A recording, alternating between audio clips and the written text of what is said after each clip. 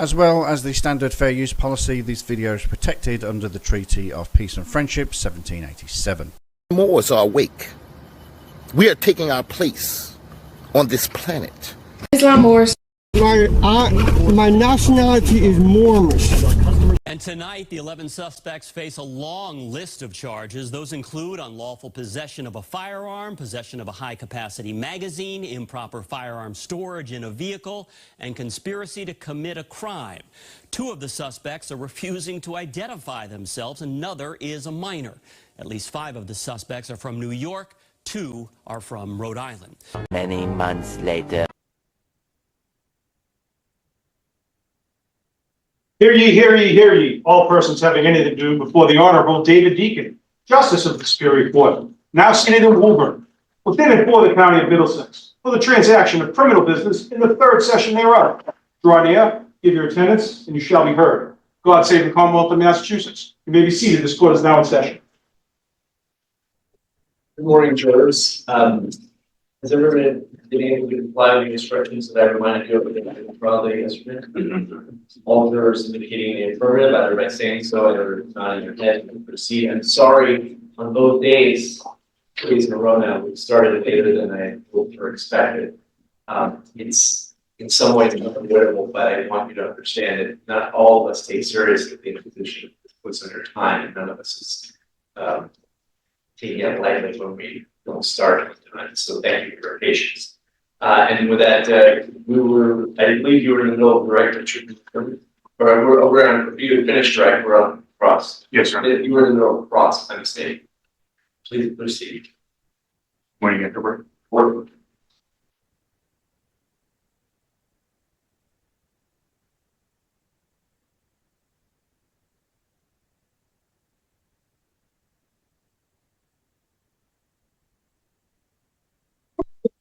I'm putting Exhibit 68D, that Telegram chat, back up on the overhead. Yeah. All right, if you need to step up, let me know. But am I correct when I say that on that Telegram chat, this is thread, it says that the owner is listed as Jamal Abdullah Bey? Is that correct? Or would you like to step on? It is on another. You can go ahead and step on.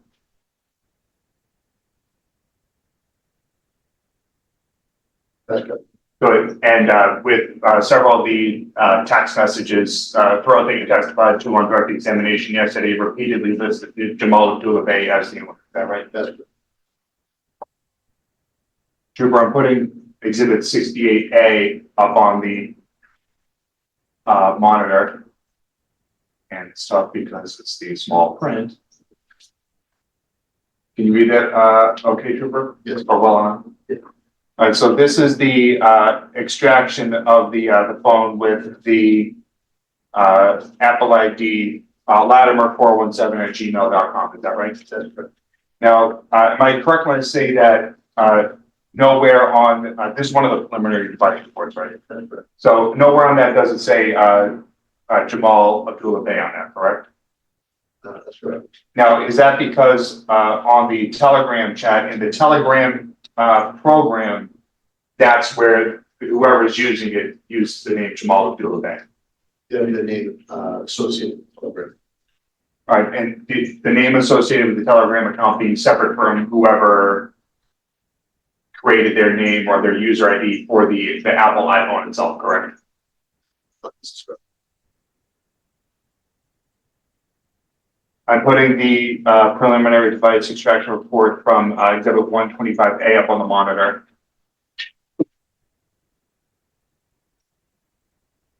Do you see up there, this is the one with the Apple ID, jamalsflex@gmail.com? Yes. All right, and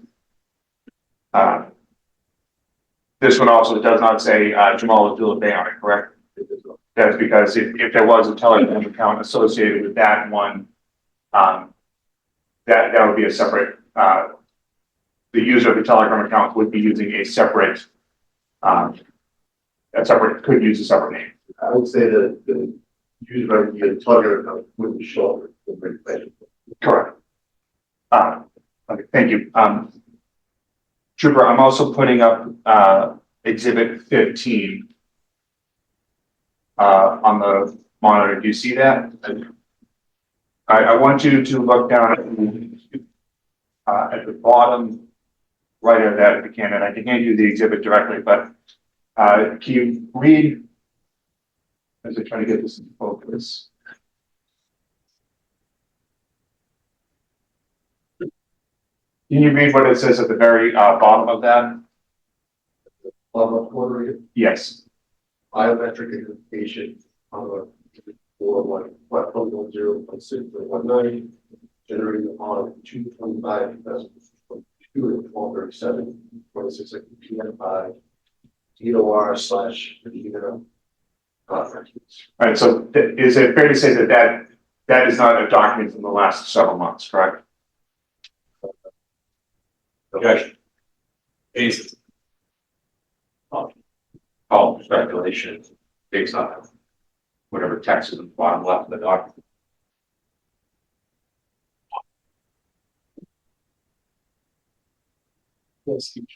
How do you know that it's not a document? So it's going to read the text of the thing.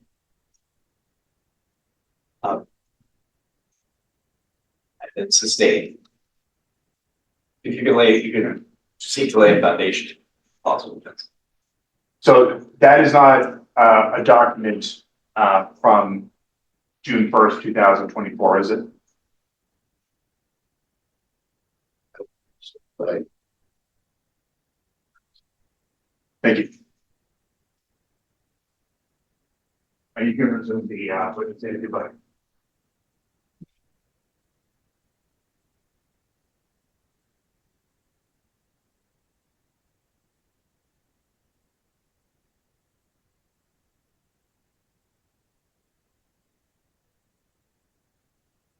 so you testified yesterday on two separate searches that you had participated in regarding the van and pickup truck. yes, And just to refresh our memories, one was on July 3rd and another one later in the summer. that's correct. That second search, that was on August 8th, 2021, correct? So yes, And that was at Tow Yard? yes. Sorry, can you repeat the name of It it? is. So that second search, that was not done at the Danvers Barracks, correct? It was not.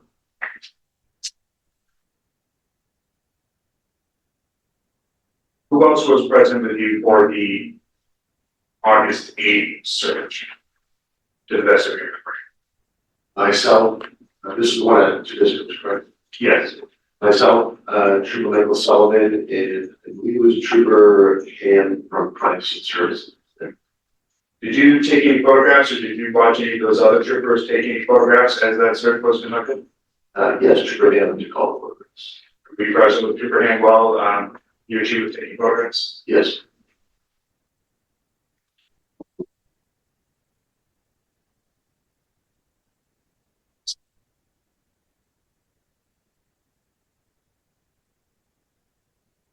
Can hand you one set of photographs and just take a look at those and let me know, or look up at me once you familiarize yourself with those.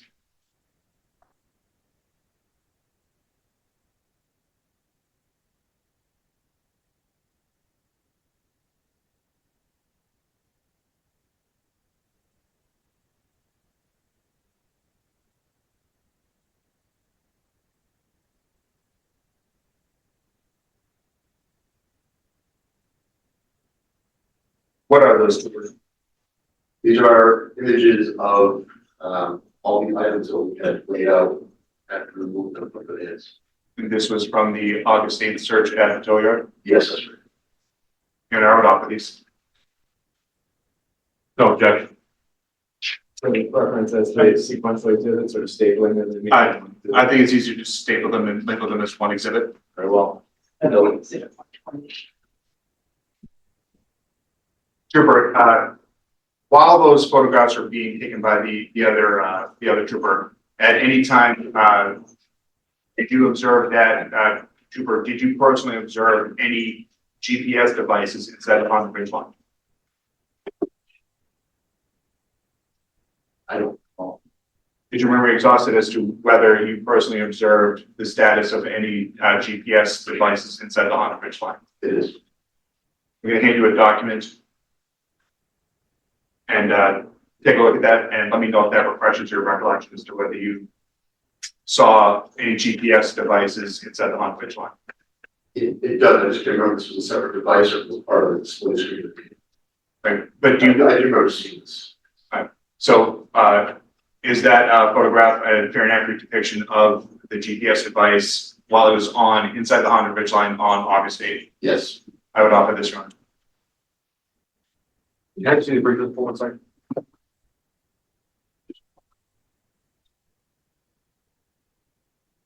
No objection.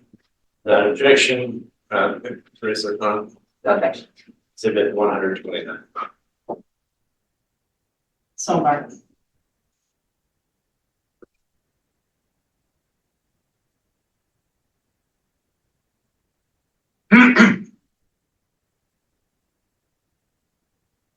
We're putting up that first set of photographs up on the overhead. So this is exhibit 128. Is this the packet of the stuff that was taken out of the van and the on the ridge line on August 8th? Some of it. Your Honor, if I could just flip through the different photographs while they're up on monitor.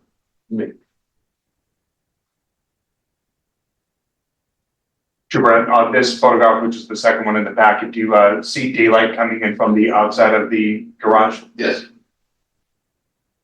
What can you just describe what you can see in this photograph? Certainly. So there's sleeping bags, there's some water and clothing, backpacks, there's some heat pads, some notifications that we laid out, chairs, tables, then the back is kind of off the seat. And flipping to the next page. So this is the third page of that packet. What do you see in there? This was all, Fair to say that that food was mostly expired or rotten by that time? yes, there's, Turning to the next page. What do you see here, Trooper? same thing, some canned food, some camouflage clothing, bottles of water, back with additional clothing, and some maybe a backpack. I'm turning to the next page. Is this pretty much the same type of material that you've been describing throughout, Trooper? Yes. Flipping to the next page. Is more of the same? Yes, just so there's a target, it should be target here for that's all. So you see lights over here, but other than that, it seems not. What do you see at the top center of that photograph? Bucket. Turning to the next page. And Trooper, is it continue to be more of the same here? Yes. Flipping to the next page. What do you see in this photograph, Trooper? More of the same. Spoons, scissors down here. So top right. Bottom right. The sort of thing. All right, and do you see an orange device on the center right side of that? Tip of that. All right, and then to the left of that, do you see something else that's orange? Yes, What does that appear to be? it's Turning to the next page. Again, Trooper, is this more of the same of what you've been describing throughout? yes. Do you see an item at the a reddish item at the bottom left of the screen? Yes. Do you know what that is? Removing that exhibit from the overhead and putting exhibit 129 up on the overhead. Trooper, is this the GPS device that you saw in the bridge line? Now, you testified that you went to the command post on July 3rd. Is that correct? I did. At any point, did you observe the order in which the van and the Honda bridge line were on the highway? Not at that time, but later in the video. Not that time. What is the address that's plugged into the GPS device? 23 Old East Swing Road. Wayne B. 04495. Are you familiar at all with the geography of Maine? I am, Would you say that that address is about an hour north of Bangor, Maine? At least, yes. Throughout your involvement in this investigation, to the extent you were involved, did you or any other officers or troopers go and check out that address? I don't recall. We looked at the address, found our property. I believe someone would follow up with the owner of that property. I reported that it was a large. All right, so objection could be here to get through with the issue. Not when it's hearsay. So no, objections are over. Very well. Right, you can resume the witness stand again.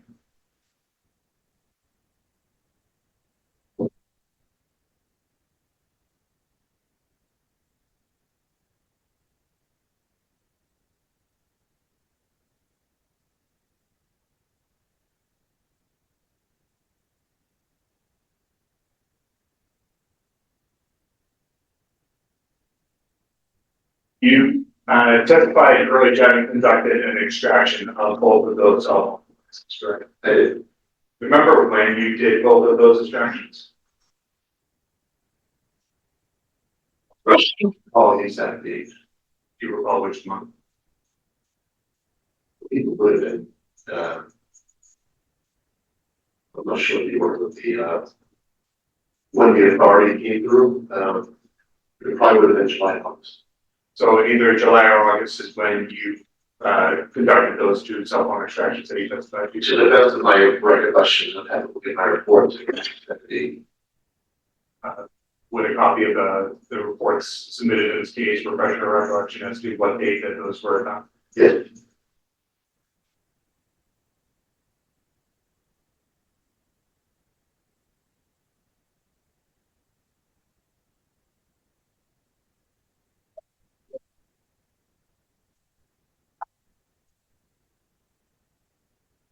So we're going to hand you a copy of the report I think you're referencing.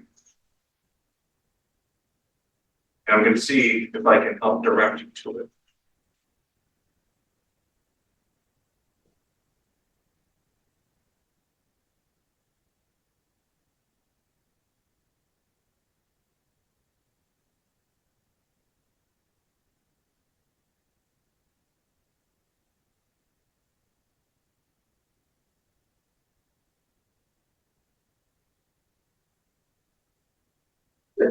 All right, so is your memory now correct as to approximately when you conducted the two cell phone extractions? Yes. When was that date? It began September 1st of 2021. Thank you. I'll take that back.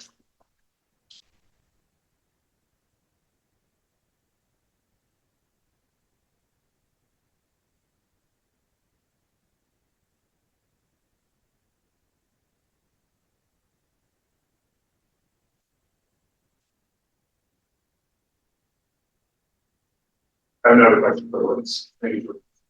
Sorry, Sir John.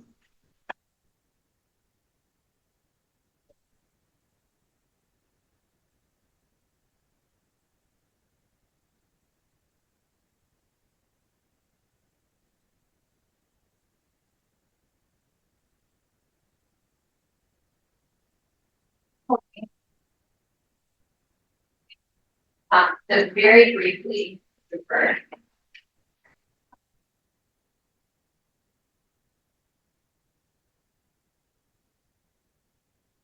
I am going to put up on the monitor what was just marked as exhibit 128. And feel free to step down if you need to. In the bottom right-hand corner, when you were going through the items with council, you mentioned there were some identifications there. Is that right? Yes. Okay.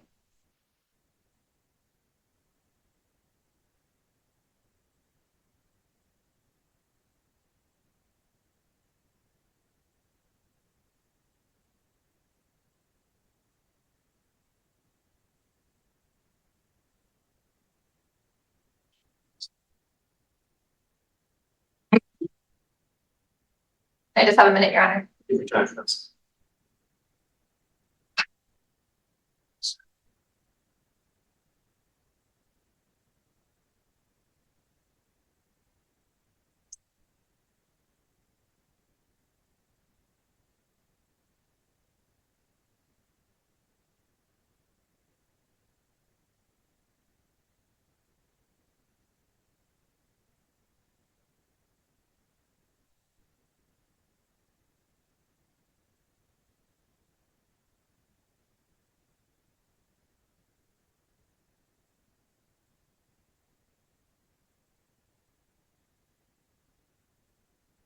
Need a minute to find Okay, you have quite a stack of items for identification.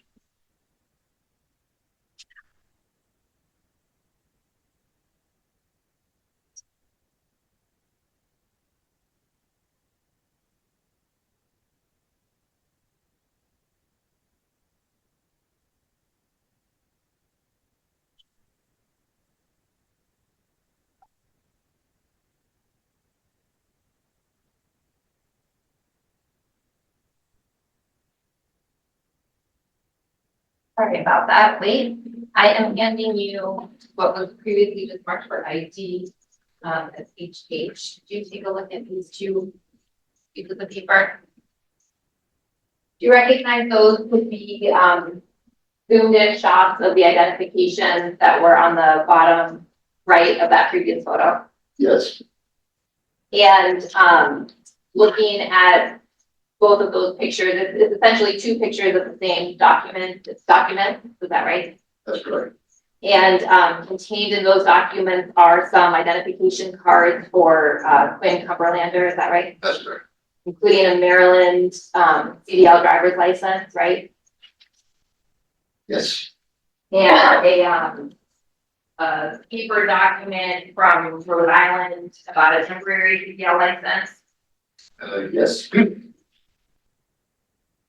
And there's also from Rhode Island, blue card or a card issued from Rhode Island about taking a physical safety course, is that right? That's correct. Your Honor, I move to admit these now as exhibits. No objection. Without objection, former HH for identification will be marked exhibit 130.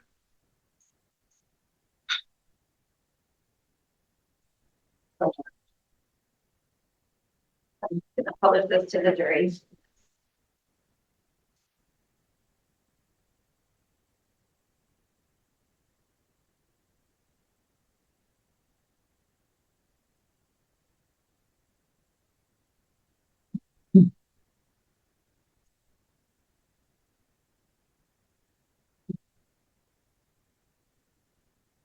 Nothing further, thank you. Redirect examination, PD events. Yes. For Delaney, good morning.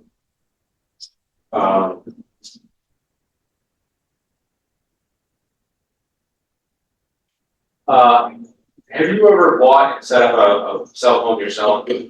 Yes. You ever set up an iPhone for yourself? I have. Okay. More than once? Yes. Okay. Telegram chat application. Is that something that's typically automatically, it comes with the phone, or is that an application you have to get from the Apple, the App Store for the phone? It's an application you have to add to. Have you installed applications on iPhone before after you set them up? Yes. Have you ever done so with messaging type services applications? Yes. When you've done that, have you had to create a username and an account for that particular messaging service? Yes.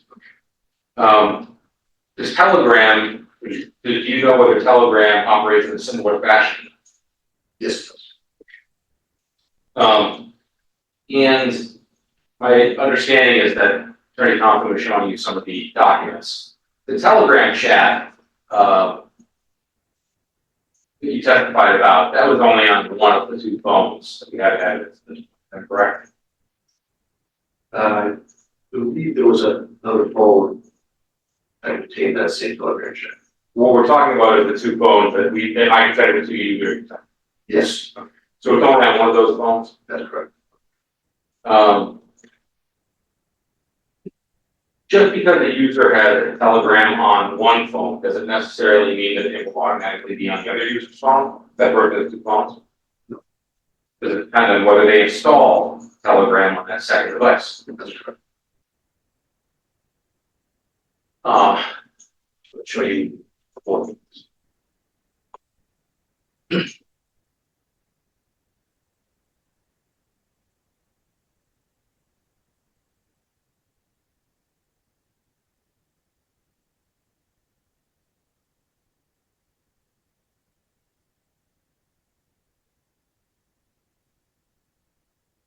Okay, I'm going to put exhibit 15 on the projector. Trooper, it may be helpful for you to stand next to the television screen just so you can follow along. So this is the Rhode Island Division of Motor Vehicles documents for Jamal Latimer. And first of all, do you see that it has first name, middle initial, last name right there where I'm pointing? Yes. And do you see also it lists an address 44 Carr Street, Providence, Rhode Island? Yes. And you see at the bottom there's an issue date. Yes. Can you read the issue date to the jurors just in case they're not able to see it on the screen? 4/19/2016. Okay. And is there an image capture date for the photograph in this document? Yes. Could you give that to the jury, please? 7/1/2014, July 1st.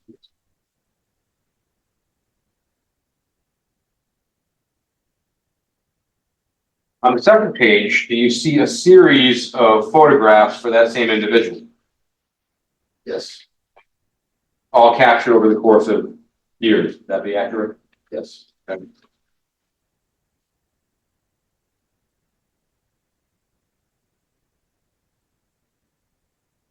Turning to the second to last page, do you see the handwritten application for the driver's license that I placed before you?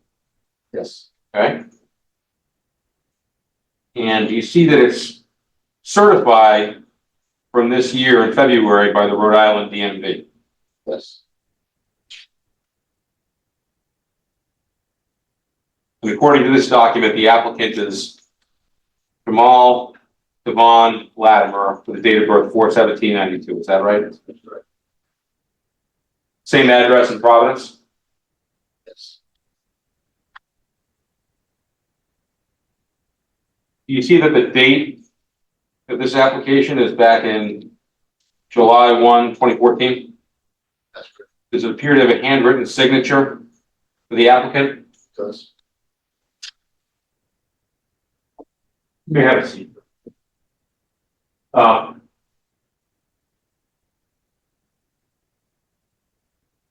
Attorney Thompson asked you whether anybody had followed up concerning the property and maybe the address displayed on that navigation system for the van. You recall those questions? Okay. Without getting into the nature of the follow-up or what was learned, is it your understanding that somebody did look into that address as part of the investigation? Yes, I did. I did some of it myself.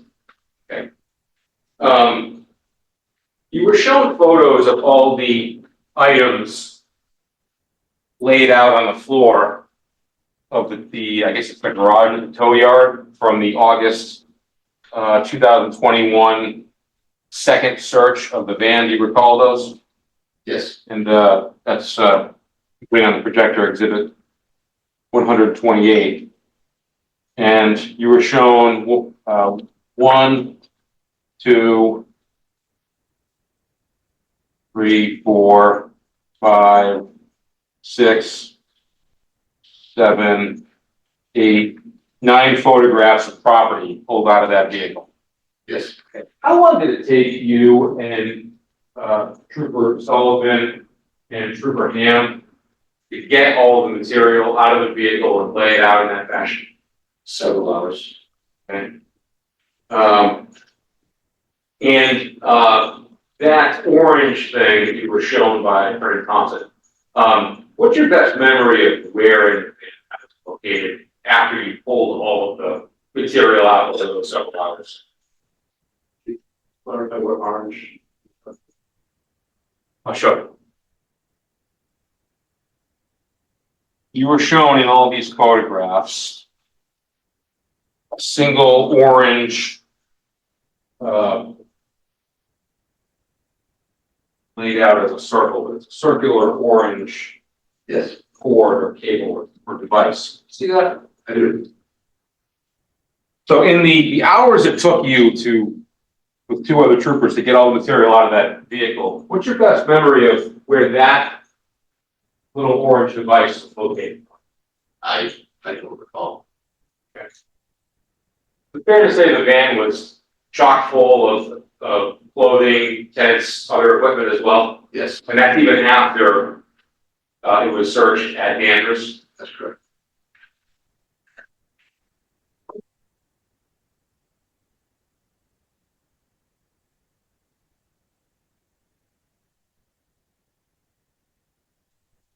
I have nothing further for Trooper Delaney. Rod?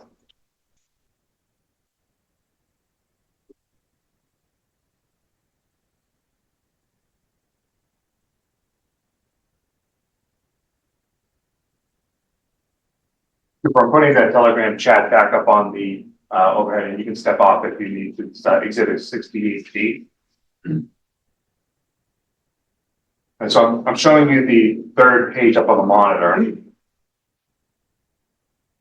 Up at the in that on the text with that green background, is that the first message in this extraction for the Telegram chat? Object to the form of the question. I could rephrase it better. All right, withdraw the question, withdrawn for rephrasing. Yes. Trooper, what are we looking at here on the third page of the Telegram chat? It's a message from Will Bay. And what is the date of that message? June 6, 2021, 4:07 p.m. Thank you. You can resume the witness stand. Am I correct when I say that on both of those extraction reports that you testified to, neither one of them has the name Jamal Latimer on it? Is that correct? On these charges incidents. From the preliminary device reports, neither one of those have the name Jamal Latimer associated with it, correct? That's correct. And fair to say neither one of them also has the name Jamal Abdullah. That's correct.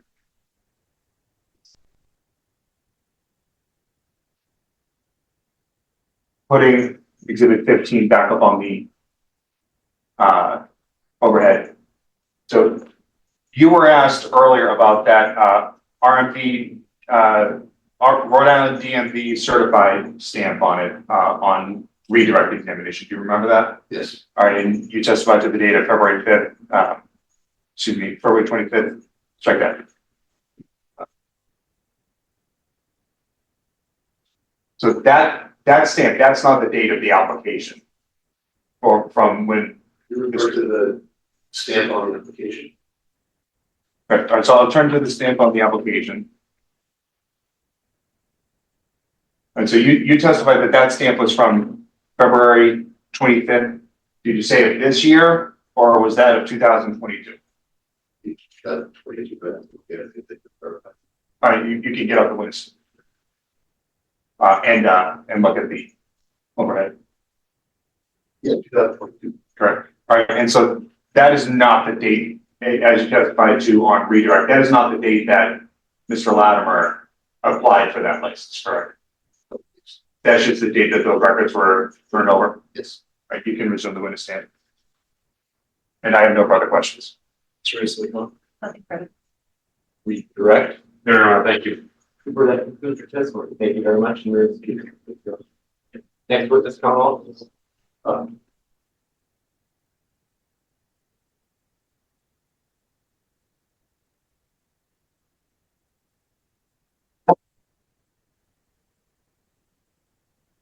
I won't call gaming delusion.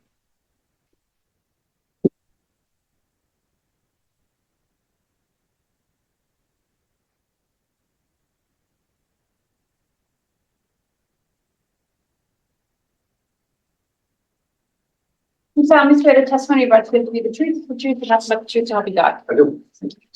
Good morning, Rob. Good morning. Welcome.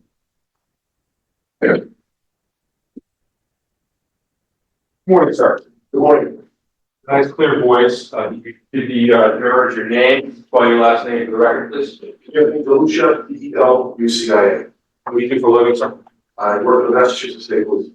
What's your assignment? I'm a sergeant in the Middlesex District Attorney's Office. And in that state police detective unit attached to the DA's office? Yes. And, what are your duties and responsibilities there? I have a team of 2 troopers and we respond to deaths, well, those that's done. From time to time, you also work on other investigations being conducted by the state police and the DA's office together, is that right? That is right. On July 3rd, 2021, worked through. It was. Okay. And did there come a time where you met with an individual to interview that person? Yes. Okay. Is that person here in court? Yes. Would you indicate where and identify the clothing worn by the person? You see the gentleman seated at the defense table with a white jacket on and a white hat. Okay. Would the record please reflect that the witness is identified all that? Witness, the record needs to reflect. And as part of that information, as part of the meeting, you intended to interview that person? Yes. Okay. Was there information that you wanted to confirm about that person at the beginning or before starting the interview? Yes. What was the information you wanted to confirm? Name and date of birth. Okay. And do you recall how you did that?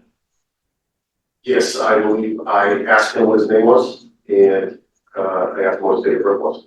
Okay. Did you have some information about who you believed you were meeting when you first sat down with that person?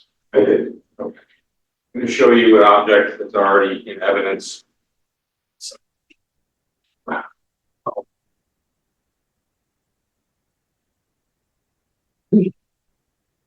Showing you Exhibit 7, which is a handwritten note. Do you recognize the information written on that slip of paper?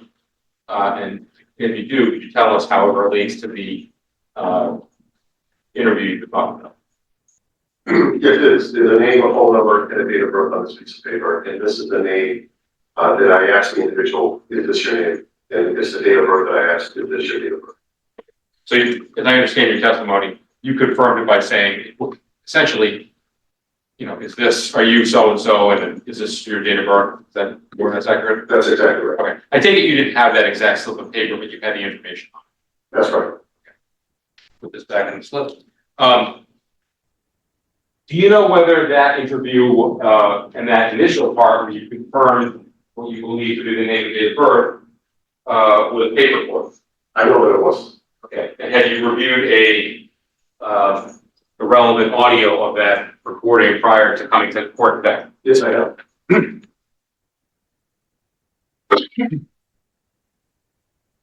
What about Andy? This is the stageless interview of, this is that interview. Is that the clip of the portion we're talking about involving the name and date of birth? Yes, it is. I would offer this as the next exhibit. No objection. No objection. Without objection, it will be marked exhibit 131. Thank you so much.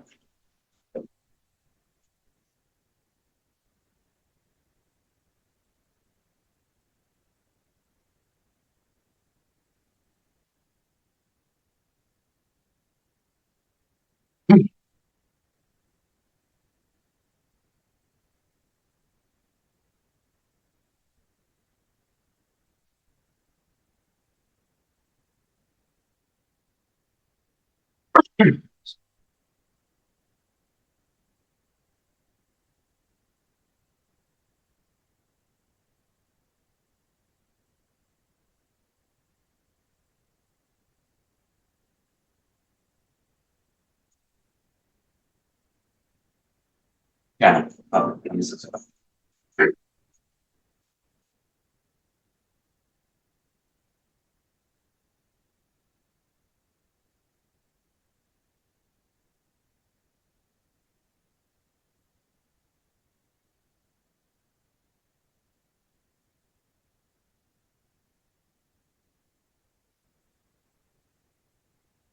Published exhibit 131.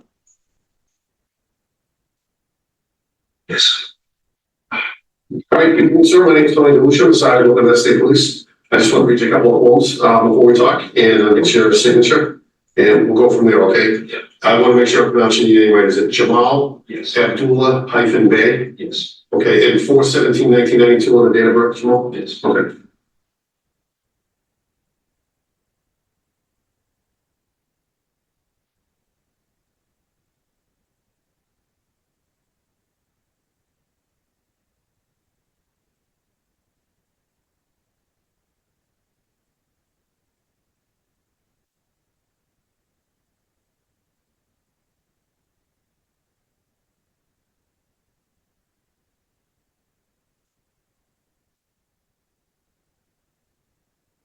Sergeant Delusion, do you recall where that interview took place? I do.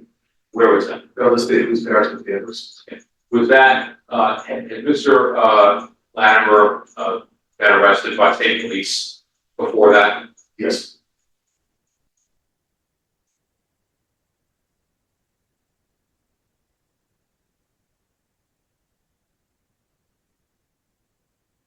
Um, just showing you exhibit 15. Did you later learn whether or not the person you interviewed was also known by a different? I did. Who's that? It was Jamal Latimer. Your Honor, can I just be heard briefly on the whisper device? Yes. I refer to a document that was sent on.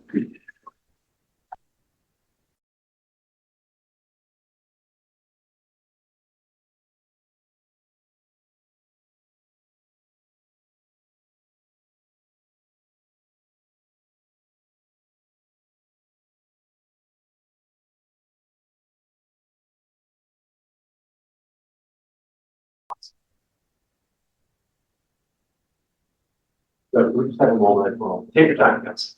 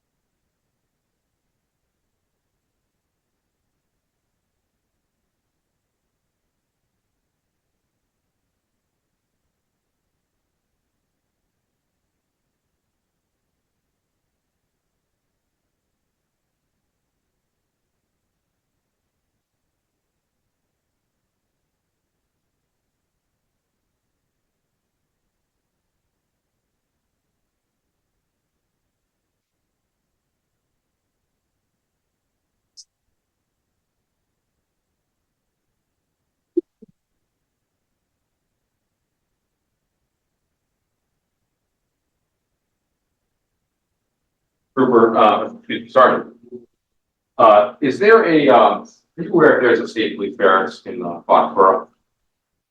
Excuse me, I know what there is. You know there is. Okay. All right. Your Honor, I'd like to mark soon to our bench conference.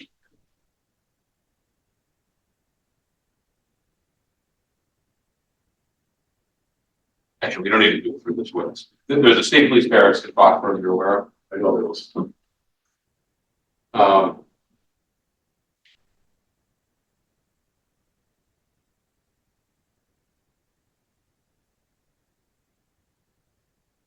Your Honor, nothing further for Sergeant Bush. Cross-examination, Mr. Thompson. Oh, I agree.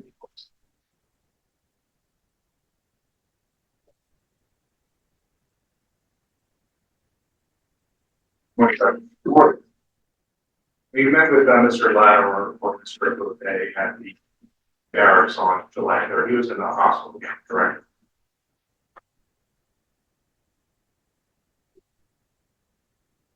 Question. Were you personally present while he was being moved? No.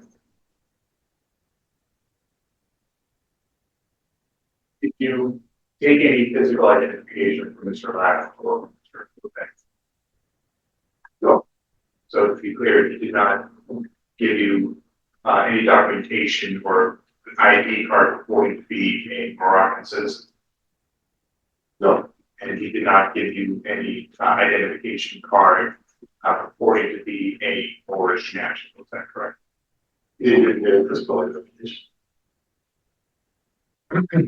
As this case went on, did you participate in any of the investigation after July 3rd? Yes. And fair to say that you know that today that Mr. Jamal Latimer, Mr. Abdul still uses that name. Which name? Jamal Abdul. I haven't spoken with him since the 3rd of July, so I do not know the truth. Without getting into what was said, did you speak with Mr. Latimer or Mr. Goulet about his family details? No, I don't believe so. I have no other questions for him. Sorry. Thank you. Tracer, John, No questions. redirect. No, thank you. Sergeant, that concludes your testimony. Thank you very much. Your excuse. Thank you. Next witness, come along. So Your Honor, first to follow up with, just use the first mark for identification. A 2-page document that we discussed at the sidebar conference. It will be marked exhibit AAA for identification. I believe those were taken from. Oh, I suppose, so we'll mark them EE. Right, thank you. EEE for identification. And then the subject to the same sidebar conference, the couple of them submit as the next exhibit, a 3-page document, which is a certified docket sheet with a criminal complaint and the list of events. Nothing beyond what was discussed at sidebar. Okay. So, based on our sidebar, the objections, the objection is overruled. Participate to 132 is now the time to give the instruction to counsel. Or That was a good time. all agree? Yes. Yes. And if I could have the exhibit so I can do the introduction.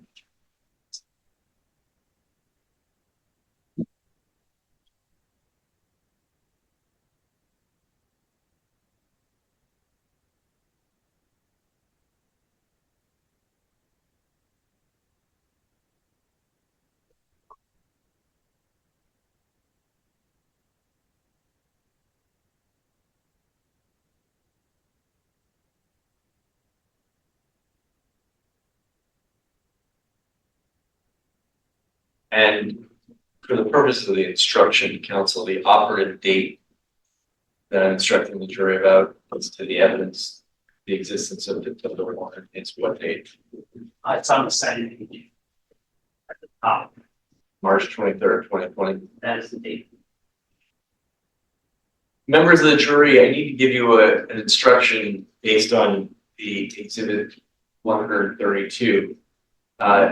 It may or may not be the specific reasons for the instruction will be clearer to you down the line, but I need you to know it now so that as information, there's additional information about exhibit 132, you know how to process it.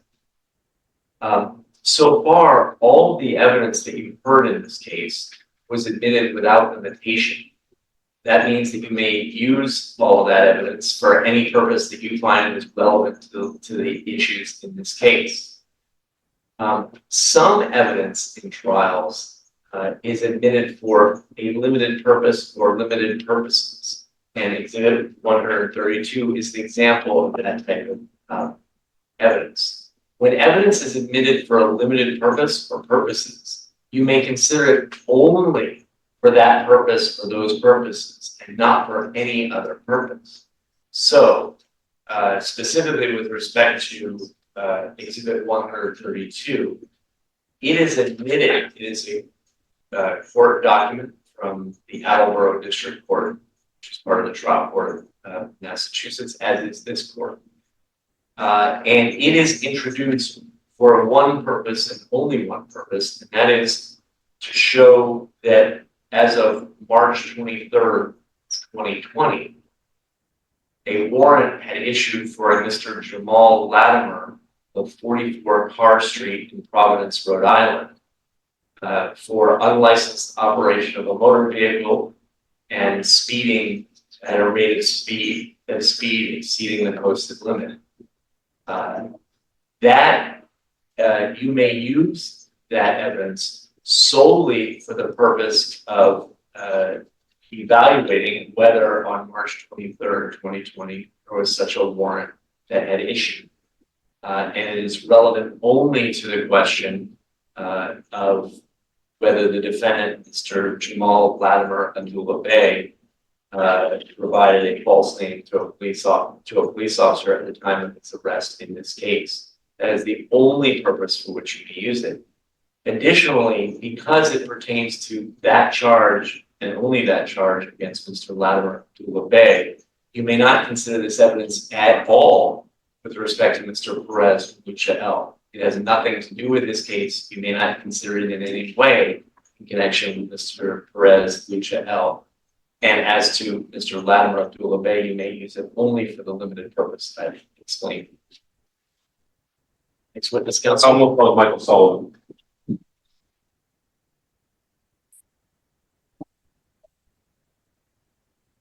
Please solemnly swear the testimony you're about to give to be the truth, the whole truth, and nothing but the truth, so help you God. I do. Thank you.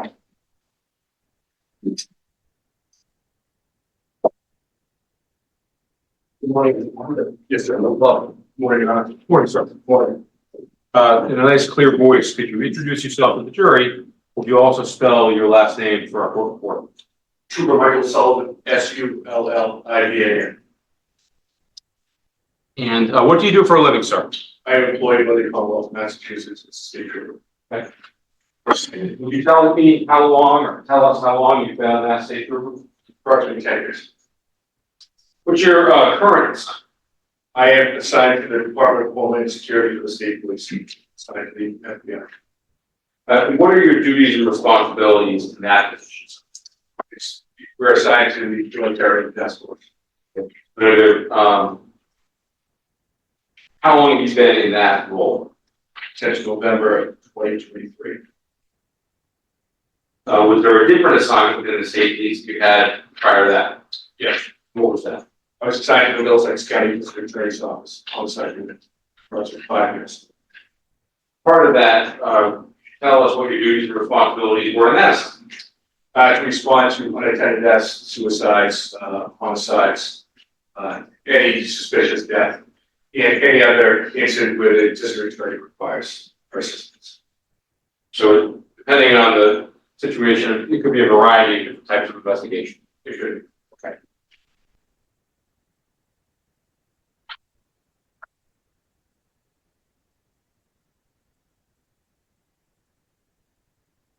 And were you working as a trooper on July 3rd, 2021? Yes, it was. Did there come a time that morning where you responded somewhere? I did. Where did you respond to in the morning of July 3rd, 2020? I responded to Route 95 at the intersections of Route 93. Okay.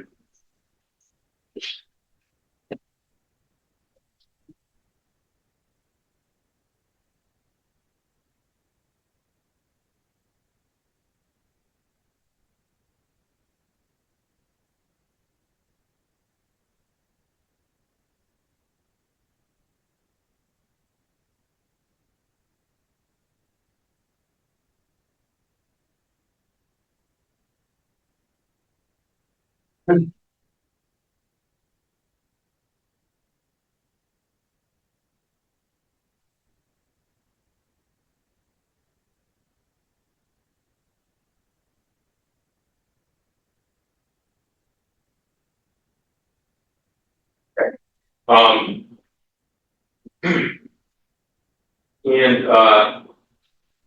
later on, did you respond to something in the state police called A1?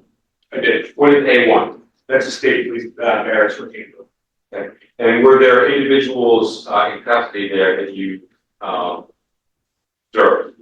Yes. Who do you recall observing the barracks day? Aaron Johnson, Alban Alcarat, and Robert Rodriguez. And did you have occasion during your time at the Andover Barracks to speak to those individuals? I did. Become familiar with the sound of their voices through your time speaking? I did.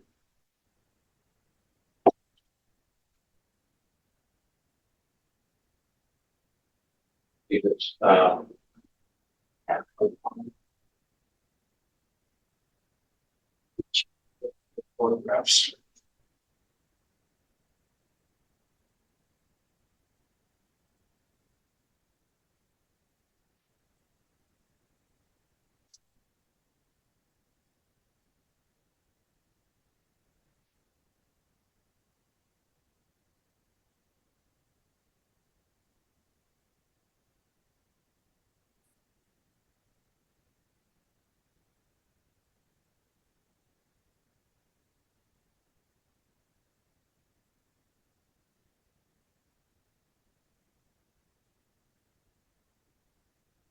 Do you, showing you exhibit 54, call this individual? Yeah, exactly. Robert Rodriguez. Is that one of the gentlemen you met with? Yes. Okay. Is that on the projector?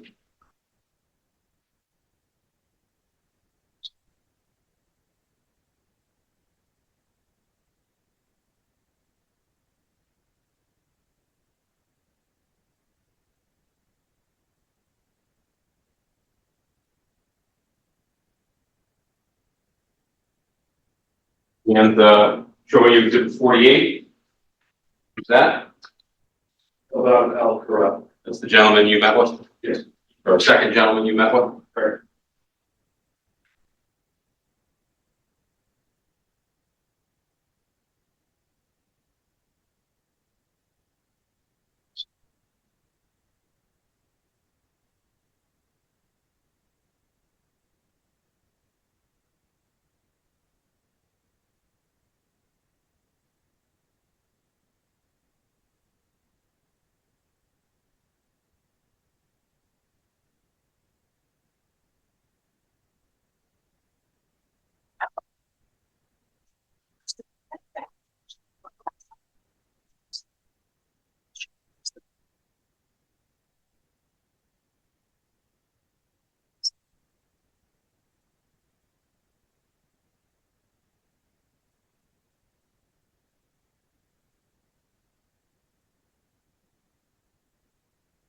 It's 114.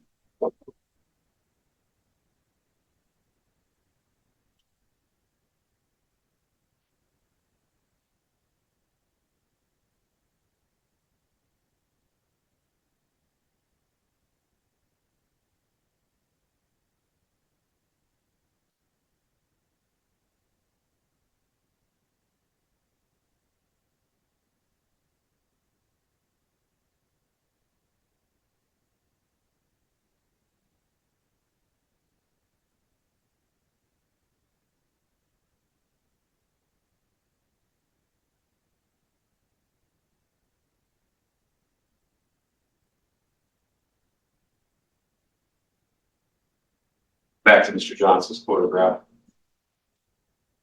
All right.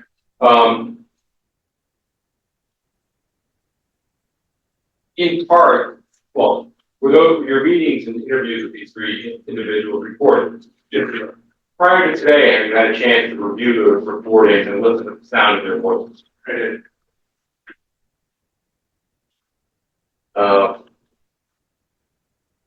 Let me come back to the voices in a moment. Later that day, on July 3rd, you go to a different location. Where did you go? The State Police Barracks in Davis. Okay. And where within the barracks did you go? There's a garage for the mechanics that are assigned to State Police. We were inside of those bays. Okay. And it's a garage that's normally used for the maintenance of various police cars, things like that. Yes. And were there any vehicles within the garage that drew your attention? Yes, there were. Would you tell us what you recall about the appearance of those vehicles? One was a Honda Ridgeline and a Ford Transit van. Okay. And were you there with other troopers when those two vehicles were searched? Yes. Who did the lion's share of the work in recovering property from the two vehicles at Danforth that night? The firearms identification section. Was there anybody there who was making efforts to document what was coming out of the two vehicles? Yes. Who was that? You had crime scene services who was documenting that with photographs. Okay. And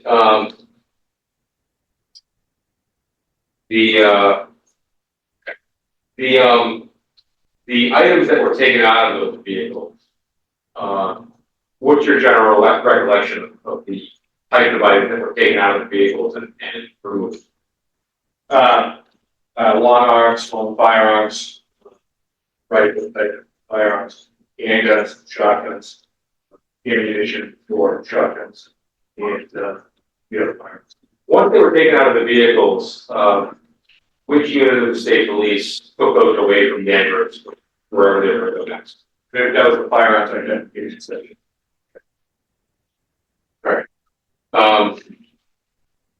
Would that include, Sergeant Greg Jones? Yeah.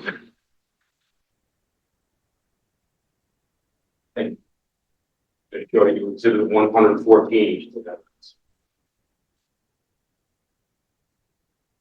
Photograph of that show.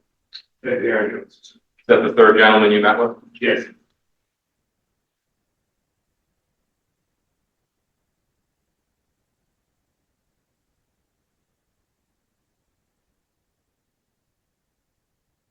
Zooming in just on the photograph in the top right of that exhibit.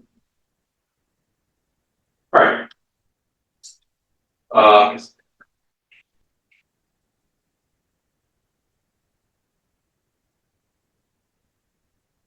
Were you present also as they were removing things from the vehicles? I was. Did you become aware of whether any licenses to carry firearms were located during the search of the vehicles for the other property? It was.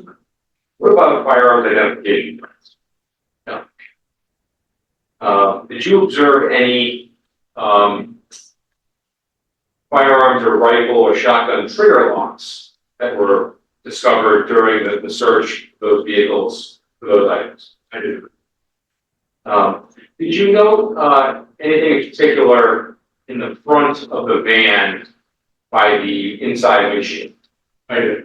What, if anything, did you note? It was a mounted camera. Okay. And did there come a time subsequent to that where you examined the camera? Yes, And were you able to recover any images from the camera? we were.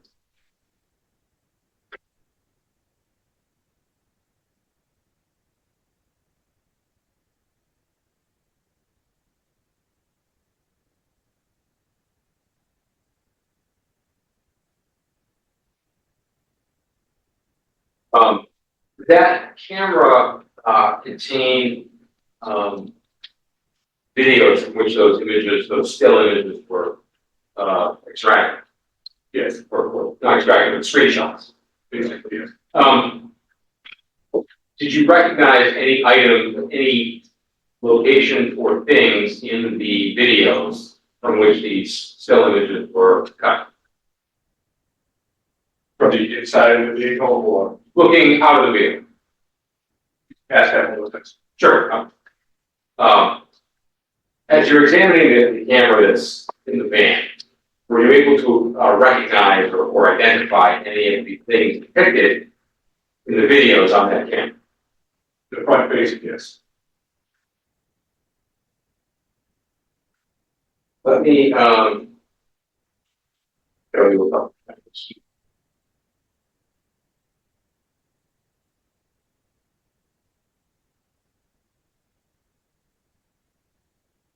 In particular, did you recognize any of the locations or things visible in the background of the videos captured by that camera looking out the dash of the windshield of the van? Yes. What types of things? You observe the under ridge line stops part of the black transit van individuals standing outside. And had you been to that location before to recognize not only the vehicle, but also the sort of the environs around it? I was never on scene. Had you reviewed other footage captured by state police drones and other footage captured by body cameras of that area from July 3rd, 2021? Yes. From your review of that, did you recognize anything in the videos captured by the van's windshield camera? Everything was to be consistent with one another.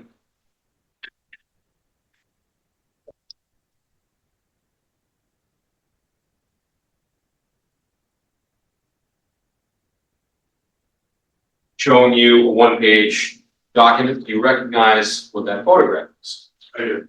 How do you recognize it? It's from the download from the dash mounted here. So it's not a movie, it's essentially a still image taken from one of those movies? Right. It's a fair and accurate depiction of that moment in time in that particular movie. Yes. And just for the record, 3 individuals in the foreground, and there's something in the background, sort of in the center of the photograph. What, if anything, do you recognize that? That's the others. Offer this as the next objection. This has the same foundation requirements as with, what happened with the previous, the witness who, carried over. I'll hear you. We hand up the photograph.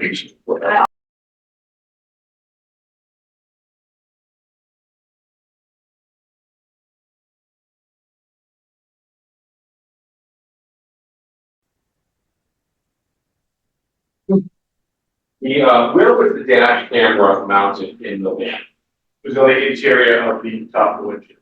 When you looked at it, we were able to observe lenses facing out the front windshield and also lenses facing backwards towards where the passenger would be seated. Yes. Okay.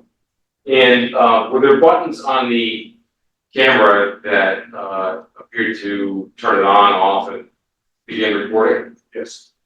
Apart from it being mounted at the top of the windshield, did it appear to you to operate as would any other small electronic camera, digital camera? Yes. The images that you, or the video that you recovered on this, did you have to do anything special to locate them on the camera? How are you able to connect the camera to your computer to look at it? I don't recall if it was a mini SD card or I just downloaded it directly to the it was very simple. Yeah. And unlike Trooper Delaney, you are not a cell phone trained person. Would that be accurate? That's correct. Okay. But you were able to access these videos simply by just copying them off the camera? Yes. All right, renew the question. Nothing further at this point. To the extent that the past objection is still in the record, it's overruled, and this would be exhibit 133.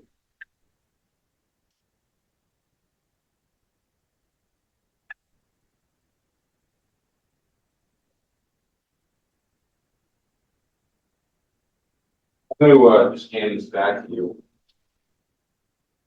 So we're looking, is this northbound on 128? Yes. Okay. See about a half inch or a quarter inch above the Honda. In the center of the photograph, sort of where the road appears to crest, there's some objects there. Do you know what those are? Those are state vehicles. So those officers that have positioned their vehicles on the roadway there, to your knowledge? Yes. We'll put this on a projector just to show the jurors.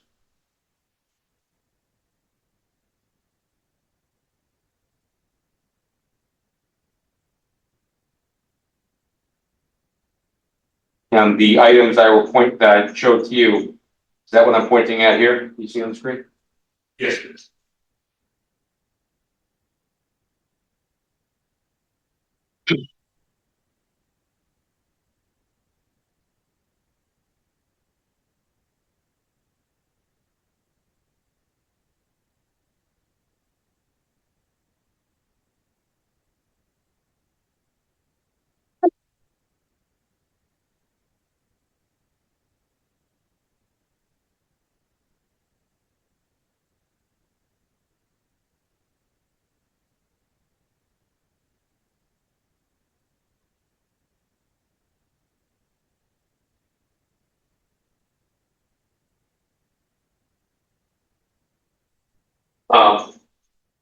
After July 3rd, 2021, did you become aware of a handheld digital camera that had been collected by Lieutenant O'Rourke? Yes. To show you what's already in evidence as item 65, exhibit 65, excuse me. Would you tell me if you recognize what's inside the bag that was marked exhibit 65? I do. What is that? That's a digital camera. Is that the same one we're talking about? Yes.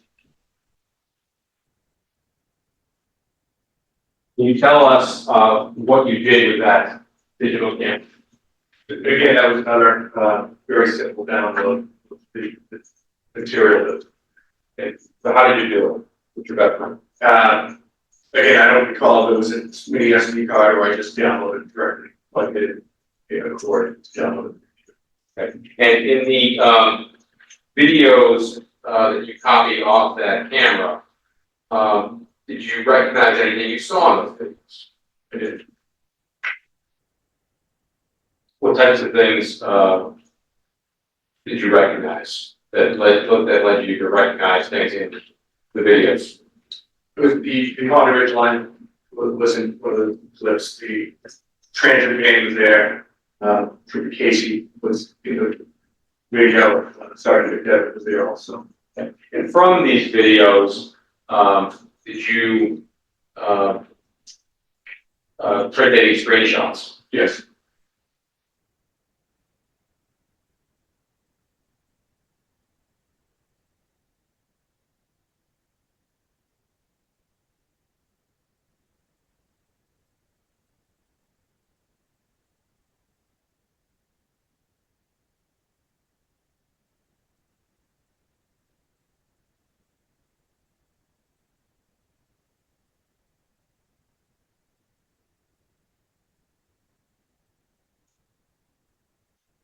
Show you these two photographs. Can you tell me if you recognize them? If so, how? Go one of them.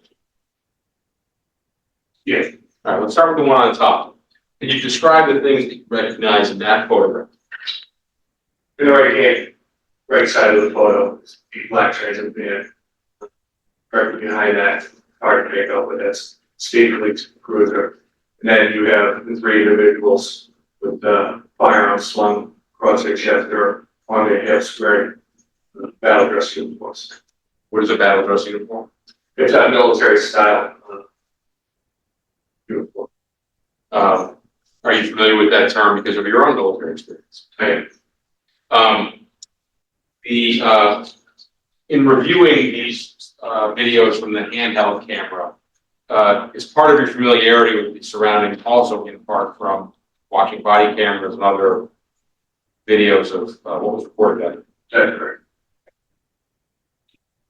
This first one I will offer the next exhibit. Same objection as with exhibit 133. I'll hear you. Just a photo. And sort of looking over your shoulder.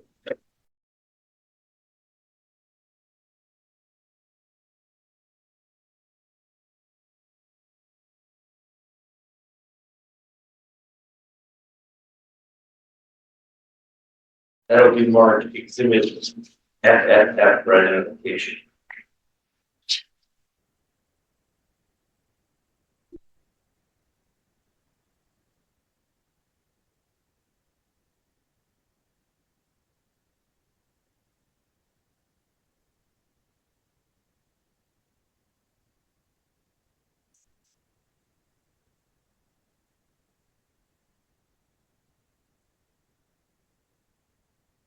You also become aware of a body worn camera that had been submitted as evidence at your office. Yes. Okay. What did that body worn camera look like? With a small black. Yeah. I'm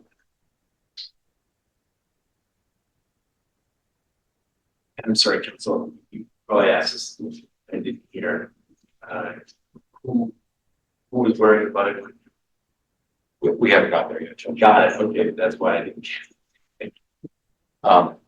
You have a bag that has the candle that come in. Give it a second.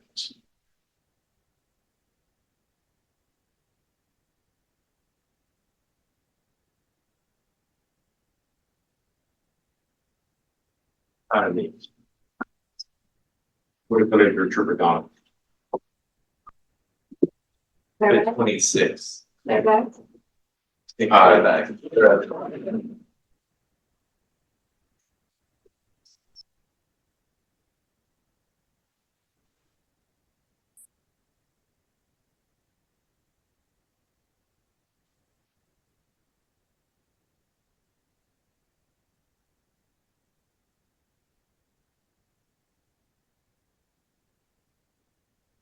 going to show you body for the object that came into the testimony of Trooper Donald.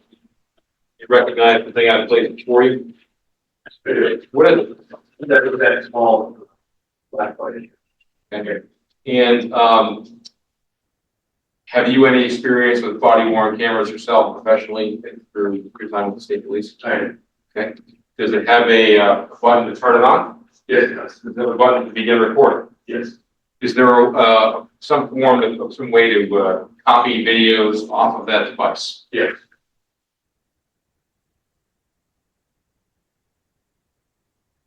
In fact, there's the little opening that it showed you on the side of the device. USB. And you can connect this to any PC and do what? You download it. Okay. So require any specialized training to get the videos off? No.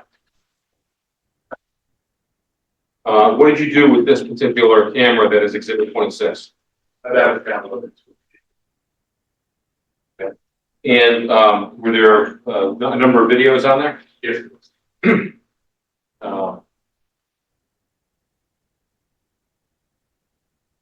Have you reviewed selections from those videos prior to testifying today? Yes.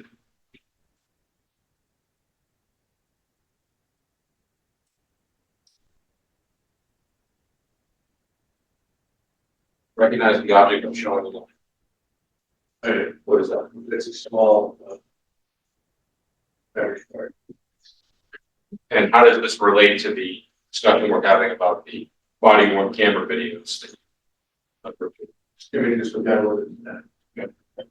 Copy right onto it. Yes. Not altered. Well, like that. Let me phrase it. Selections from the video. Not every single video is on here. Selections from the videos are on here. Would that be accurate? That's correct. We're off of this is the next one. Subject to all those prior objections and issues. Well, I think I need to hear this.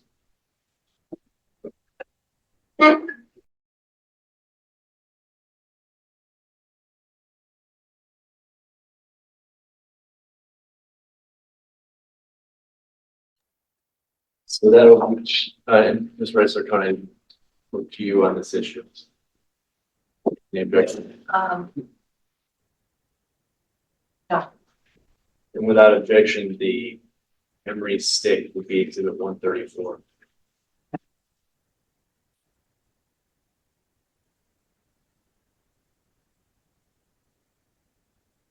Oh my God.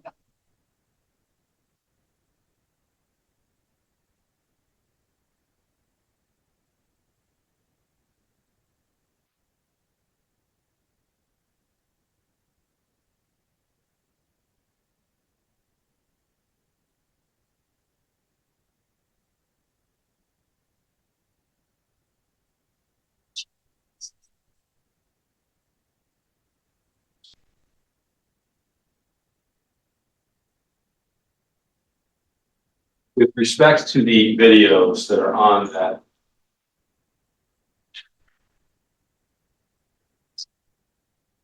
with respect to the videos that are selected videos that are on that USB drive that I showed you, you also review a transcript which describes the conversation audible in each report. Okay.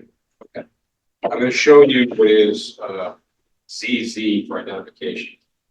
And you see portions in here where it contributes different statements to different people? Yes. Okay.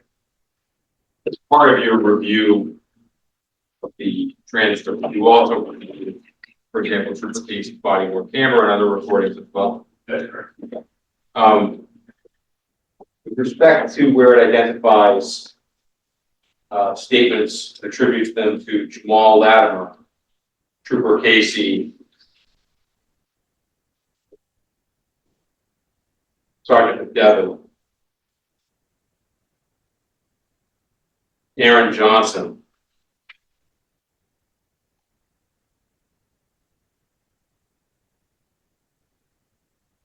Lamar Dow. Does it correctly attribute the statements to those speakers' voices? Yes. Okay. there are other portions where the actual face of the speaker is visible. Would that be accurate? Yes. So in those cases, for example, Omar Antonio, based on that in part, does it also correctly attribute those voices? Yes.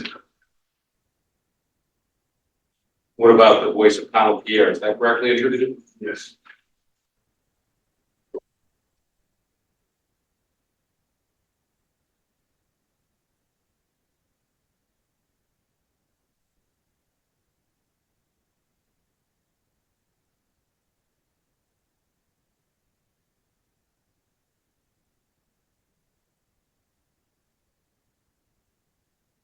They described also meeting with an individual, Aban El Kara. Recognize the person that in exhibit 49. Who's that? That is Aban. It's a different haircut, but same person. Yeah. So in the transcript, which is ZZ for identification, to the extent that it attributes the voice to somebody named Aaron Jimenez, is that voice correctly attributed? Yes. And Aaron Jimenez is another name for Bono Parad, is that right? That's correct.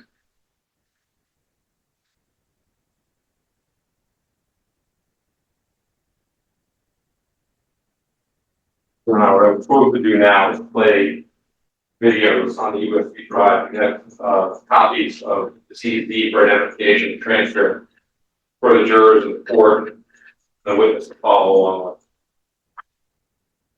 The court officers may, if I could ask both the court officers to distribute the transcripts to the jurors. While the court officers are doing that, jurors, I need to give you an instruction about the transcripts that you're about to get. In connection with some of the exhibits or some of the videos that you're about to see, the Commonwealth has prepared unofficial transcripts. Their purpose in presenting them to you is to help you understand what's being said in the recordings, if in fact they do. You may use the transcripts to help you better understand what's being said in the recordings if they do help you. Bear in mind, however, that the transcripts are not evidence. It is the recordings that are the evidence. And if what you hear in the recordings differs, in your view, from what is in the transcripts, then you should base your decision on what you hear in the recordings, not what is in the transcripts. Finally, in one of the transcripts, some of the statements have been attributed to a disputed male speaker. This designation reflects that the parties do not agree as to the identity of the speaker. It is therefore your duty to determine whether the Commonwealth has proved by a preponderance of the evidence. There is. Preponderance of the evidence is a standard that you haven't encountered yet. I explained to you before the trial started, and then again when we first met as a jury, what the Commonwealth has to prove beyond a reasonable doubt, which is each element of each crime. And I gave you twice, I think, already the definition of beyond a reasonable doubt. Preponderance of the evidence is a less demanding standard than beyond a reasonable doubt.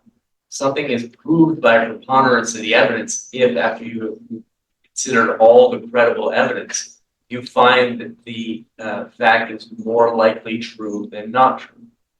If the Commonwealth has proved that, then they have proved something by a preponderance of the evidence. So unlike the elements of offenses, which I will remind you again in my final instructions, each element of each crime has to be proved beyond a reasonable doubt. The identity of the speaker as a subsidiary fact only has to be proved by preponderance of the evidence, meaning the Commonwealth has proved to you that their view of the identity of this speaker is more likely true than not true.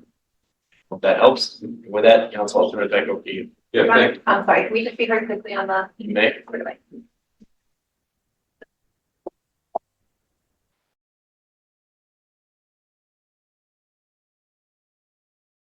We have this copy of ZZ for identification. The jurors have one. So sir, you can follow along with us. If there's a spare copy, then we have the original.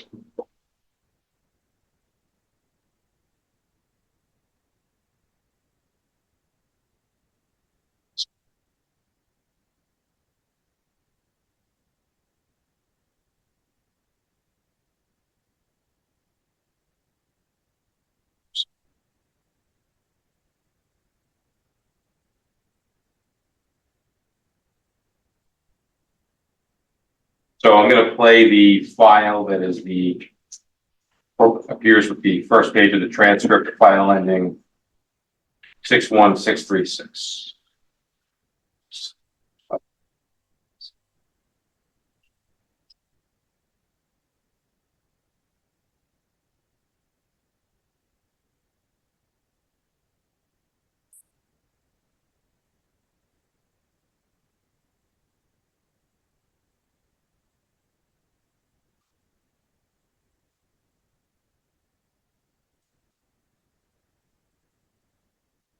Just while you're doing that, if I could speak to council just briefly over the headset.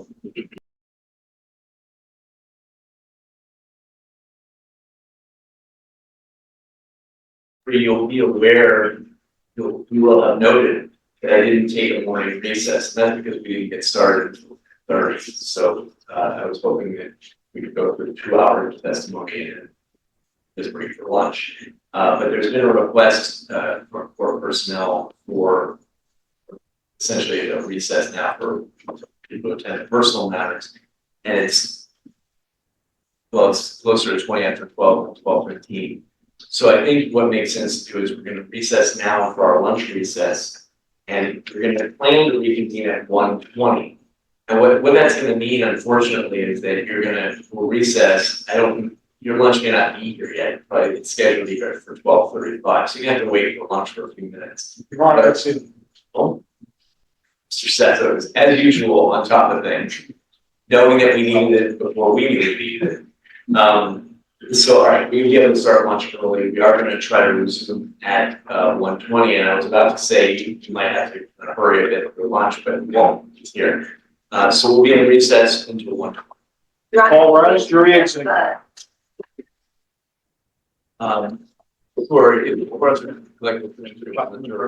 Yeah. Take everything with these folks, front row followed by back row, follow me.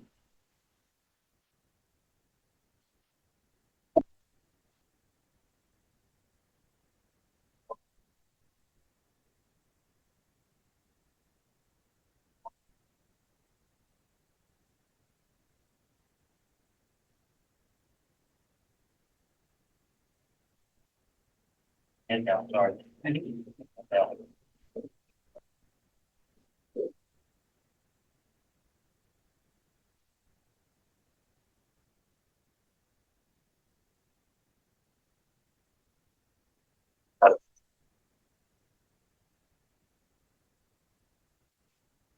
Also, we can be at 1:20. I'm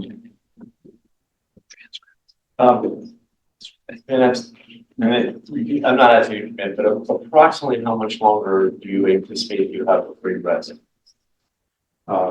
Trooper Sullivan is the final witness. So probably have another half hour with him. All right, that helps. Thank you.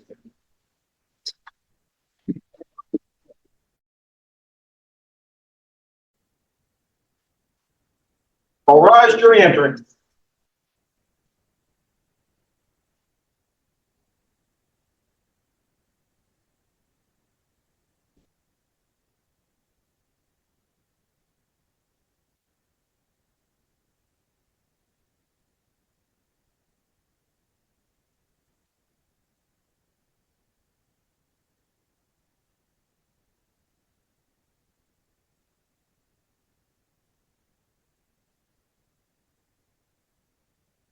Be seated. This court is again in session.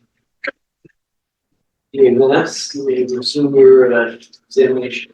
Thank you. And see the exhibit with the voice man on. Well, when we left off, I was going to play some of the videos. Play the video contained on exhibit 134.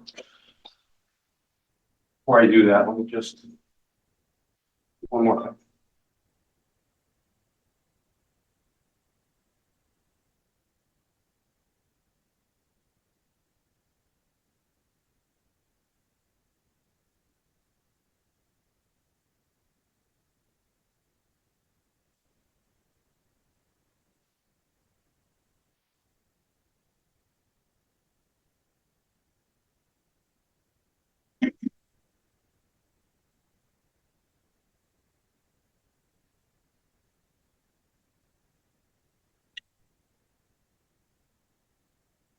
So first, I'm going to play the file that corresponds to the first page of the transcript.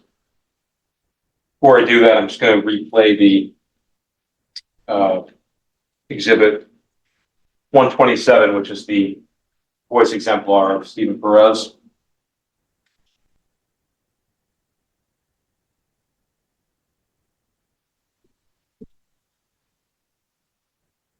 So the boss can say, we're taking servants, both the Moore's Edge and the San Jose East.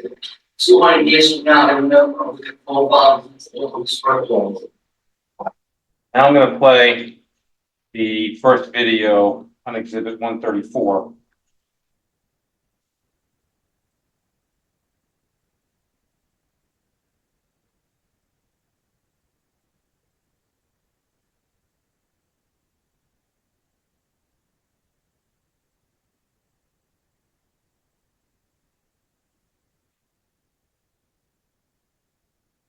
Right there. Didn't get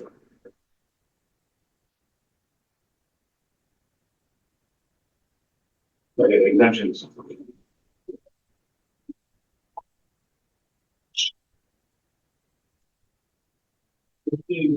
For militia vehicles. This is the exemptions from all like regulations that would apply to normal citizens. Since we're in the capacity of a militia.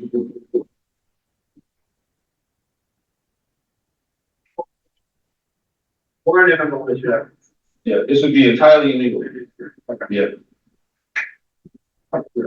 No, yeah. Yeah. I understand. I was a little nice. I understand.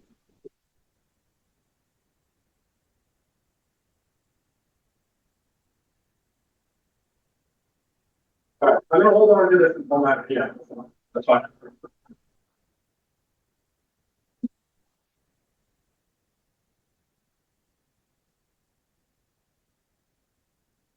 All right, we don't have to talk anymore, we'll wait.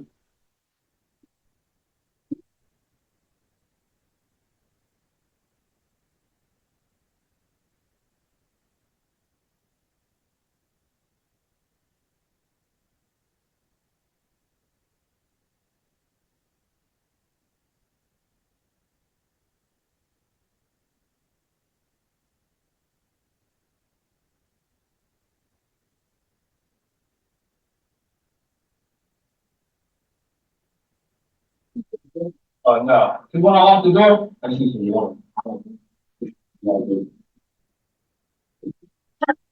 I don't even know, to be honest. We're trying to come to a peaceful resolution here.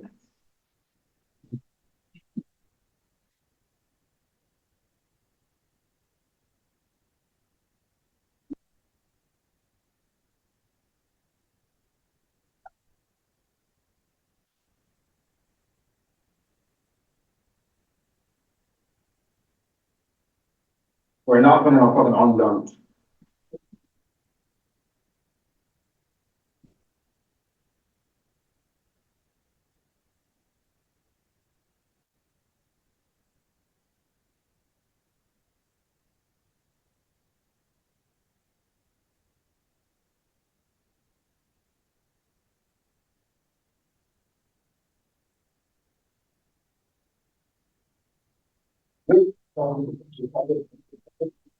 No. I was trying to come to a peaceful resolution, but no, I totally did one. I didn't do it.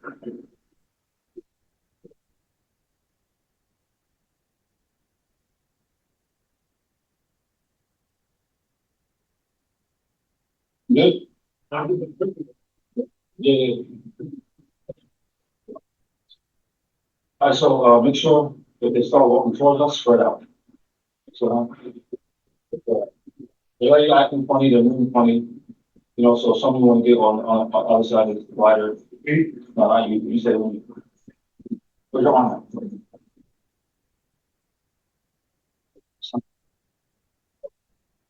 So the other sniper go towards the front of the van and then go on the divider.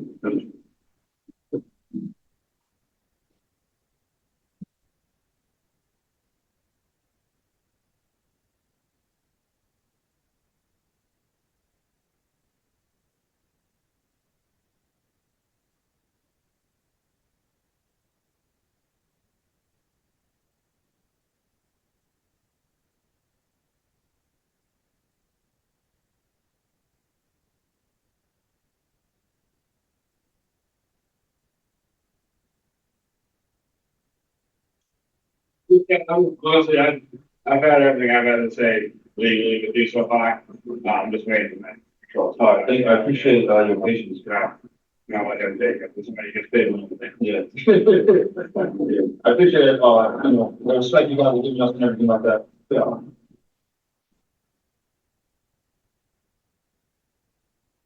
Yeah, you guys taking the 4th of July off? Well, this is us celebrating the 4th of July.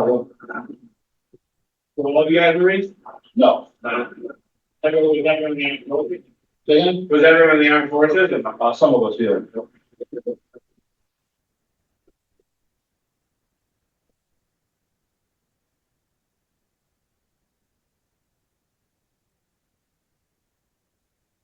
I'll now move on to the second clip. It begins on page 4 of the transcript.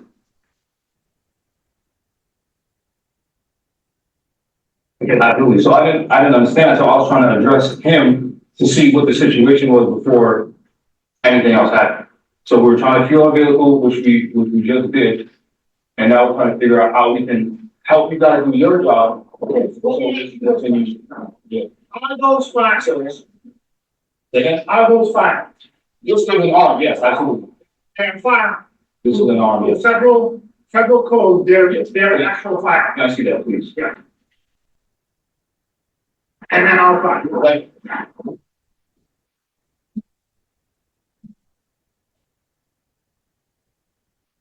Hey, we might have to be ready for this one about the possibility of nervous.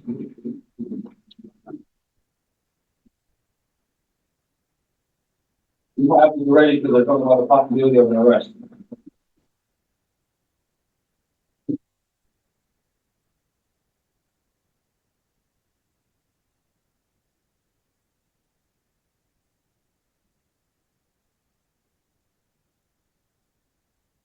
You might have to get ready because they're talking about the possibility of an arrest. So they're talking about the possibility of an arrest. So the captain said he's going to read the case law I gave him to see if we violated any laws. And if not, we're going to be on our way.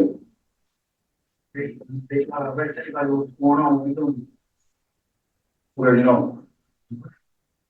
You want me to get on the passenger right now or in the driver? You can just get out now. Yeah, just sit on the side of the road. What? Are we ready? I can't get arrested.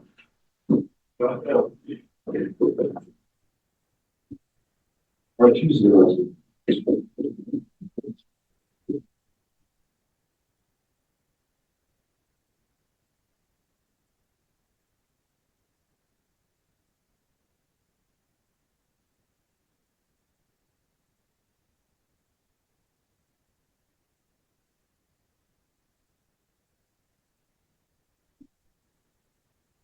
What?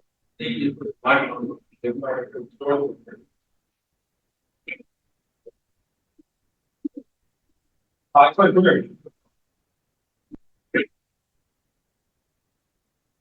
on inside.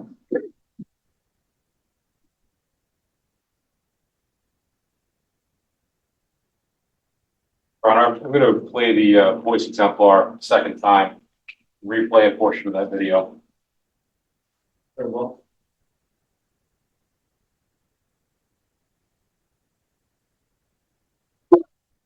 Told Washington said, we're gonna take deterrence, both the Moore's Head and the San Jose East. 200 years from now, they will never know both fathers and both destruction. Maybe you heard this briefly.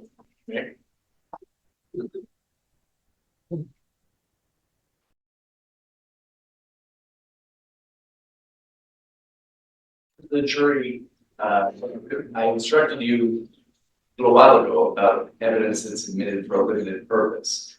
And I can't recall whether I gave you this instruction at the time for the voice exemplar, which is, I'm sorry, which exhibit that voice exemplar? I believe it is 127. Voice exemplar that is exhibit 157. If I didn't, I should, but I can do it now. The voice exemplar was introduced for a limited purpose as well. So unlike most of the evidence, which is admitted for all purposes, it was intended for the limited purpose of allowing you to hear the voice, according to the witness, that not to believe the testimony in order to use it this way, but if you believe the testimony, it was the voice of Mr. Perez Uchael. So to the extent that you credit that testimony, you believe that the voice exemplar is the voice of Mr. Perez Uchael, you may use it to compare that voice to voices that you hear in other recording. But that is the only purpose for which you may use the voice exemplar. And in particular, you can't draw any inferences for or against the Commonwealth or for or against Mr. Perez Uchael based on the content of the voice exemplar. The only relevance of the voice exemplar for you, if you conclude that it is in fact Mr. Perez Uchael's voice, is for you to compare that to other voices that one side or the other may ask to identify. So it's better. Right. So you may proceed. Lord Washington said, we're going to take the turbans, both the Moors and the sandals, all peace. 200 years from now, I remember we can both fathers on the struggle.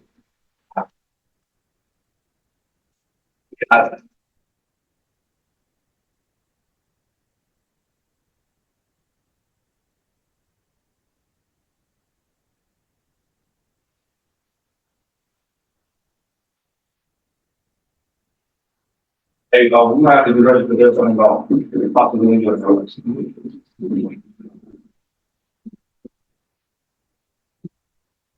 We might have to be ready because they're talking about the possibility of an arrest.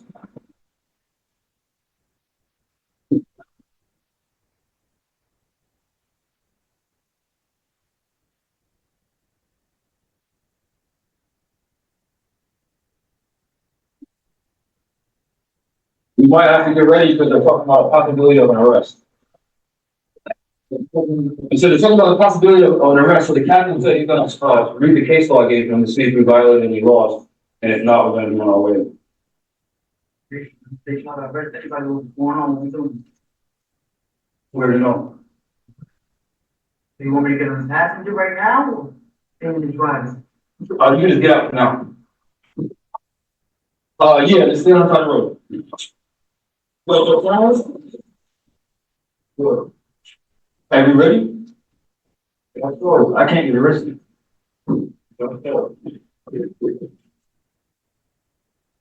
Or choose the arrested.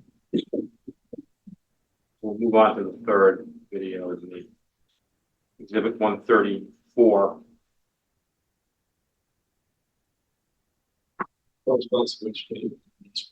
That starts, it starts on page 7.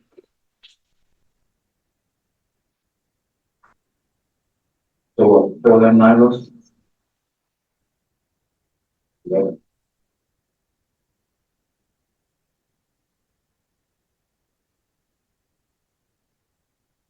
So 3, go live. Go live. Yeah. On Instagram. Another one?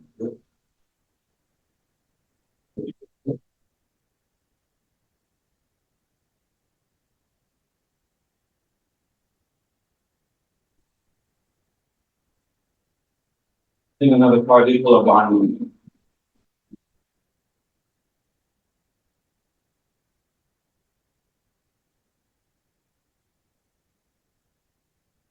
Where? Tyler? You want that? What? Huh? Take a look.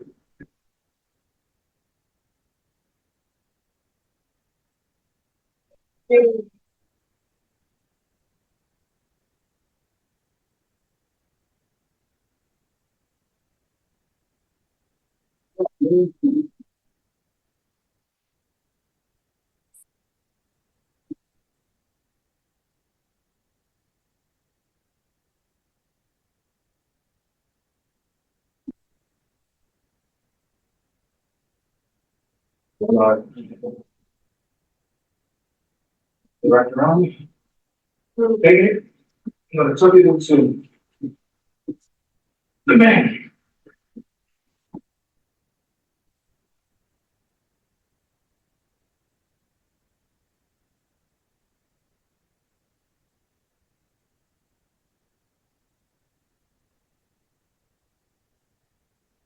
You say?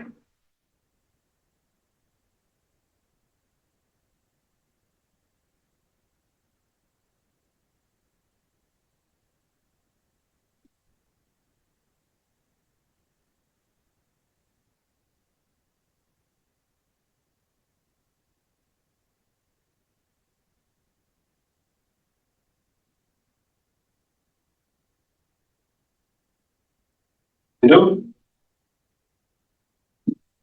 All right, you got the arms up. Yeah. You got the bullets? Yeah. I saw you. Go back to the most truck, everything happened, go on top of the hood, you can hand on that. Roll the mission. What? No, I've been talking to them. They're loading up. What? Hey, they're loading up. Yeah, that's what they're doing. You live? All right, so. For the record, we're traveling according to the Peaceful Journal of the United States. We pulled over to gas our car up, and then the cop pulled up behind us. Had it all on camera right here. The body cam, they had body cam. It's Danvers State Police. We're near mile 57 in Massachusetts. So that's the situation right now. Spoke to the ship supervisor. They said that as long as we're not breaking any laws, we can go on our way. I gave them the Young versus State of Hawaii, which specifies here. So right now, we believe that they're loading guns, although we've made every attempt to come to a peaceful solution. I gave them my information, my contact information. I have the sergeant's information. I have it written down. Hold on one second, I'll get it. You got that? What can I go to you? Let me see.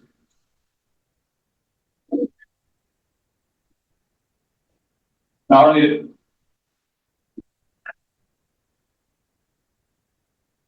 Go to the fourth file, which begins on page 10 of the transcript of the file ending 85139.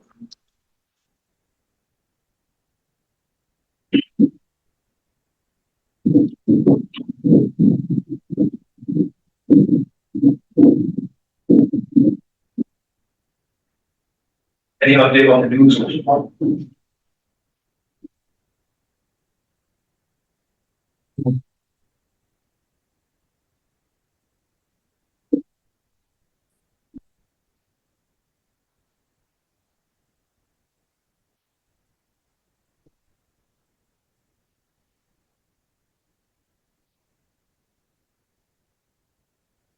We got it.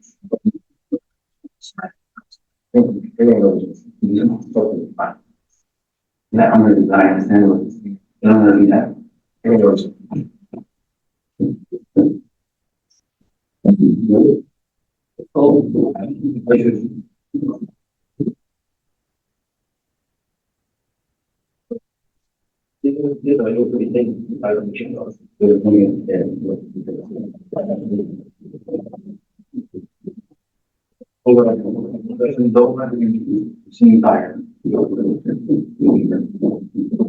How do you? Good. So I had very too short.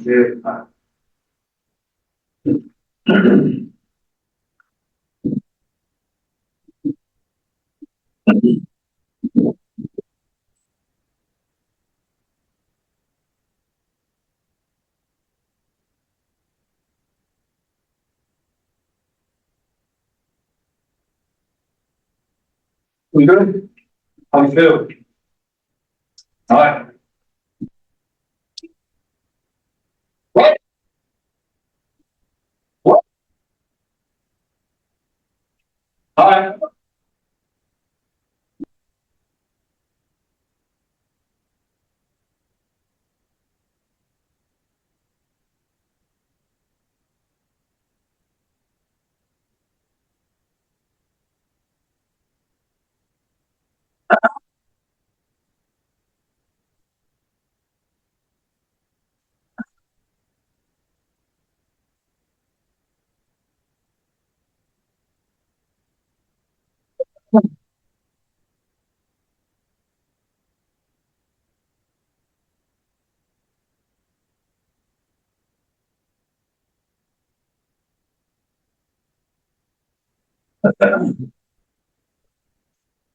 What?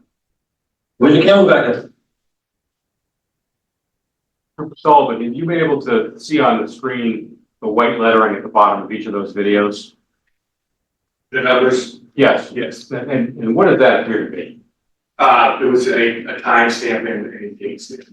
Does it appear to be set correctly compared to when these events actually transpired? No, On the body camera, these videos that were saved, it's a series of files. Would that be accurate? that's correct. About how long was each one?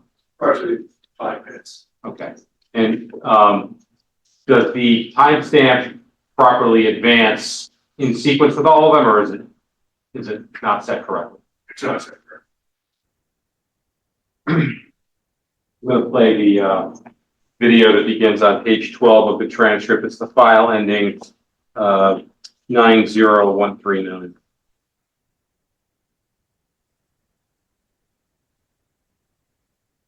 Hey, Rose, if anything happens and there's any type of investigation, don't answer any questions.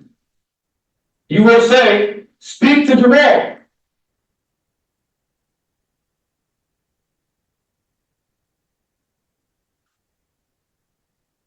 If they ask you what your name is, what are you gonna say? If they ask you where you're going, what are you gonna say? If they ask you what your date of birth is, what are you gonna say? If they ask you who's the owner of these vehicles, what are you gonna say?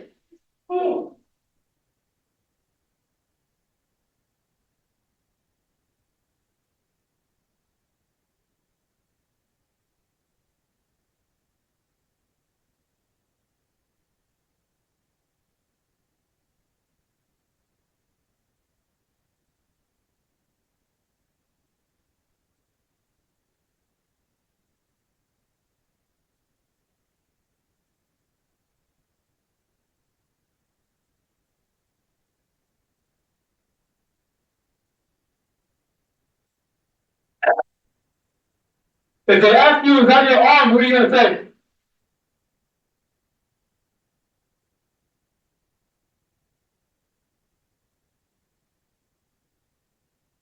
Who's there?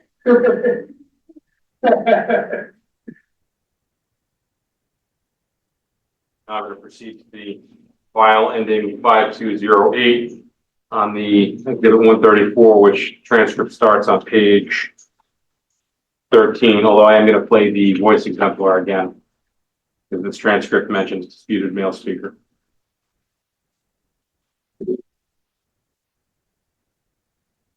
So the boss can say, we're gonna take the turbines, both the Moore's Head and the San Jose Peaks.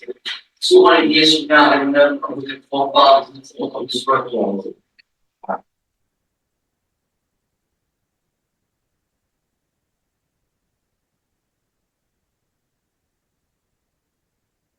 He's basically saying, let's give us a serial number so we make sure they're installed, nothing's installed, right?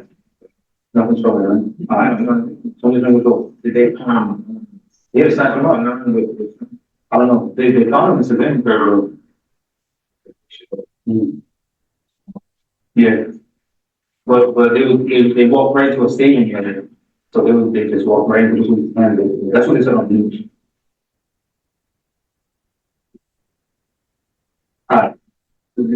All everything is clean.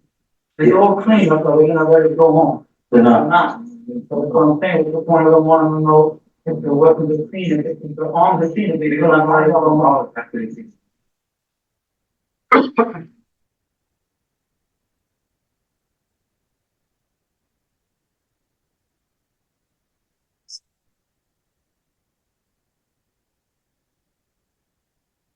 Rupert, having just watched that video, I hand you what is currently J for identification. Can you tell us what that is? It's a picture, a still picture of those two. Video. Okay, so it's still in the video we just watched? Yeah. Put off for this tonight. No objection. No objection.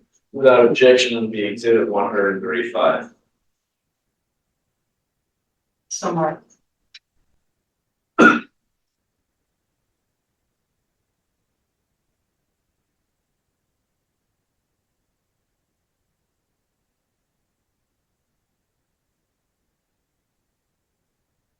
publishing that for the jury.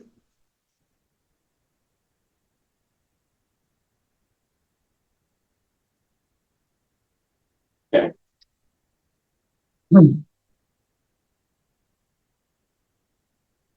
We go on to the next file. It's the file ending 2211. 20211, I should say. On exhibit 134, the transcript starts on page 15 of the transcript folder.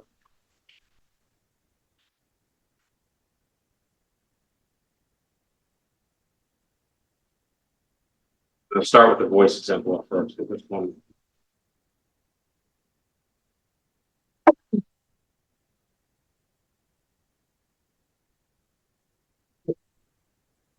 The headset.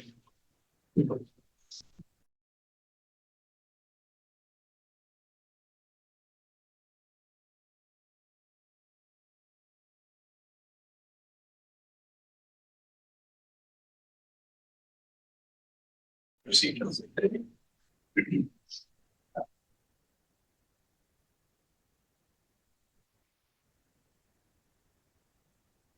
George Washington said, we're gonna take determinants, both the North End and the San Jose Peace.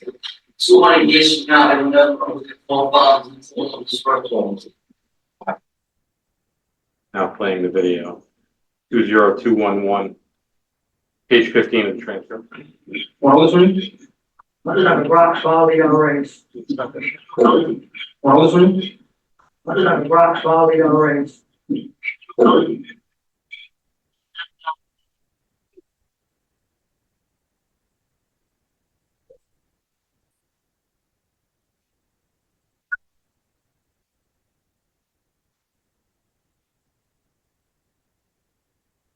Okay, so here's the thing, it's already been recorded.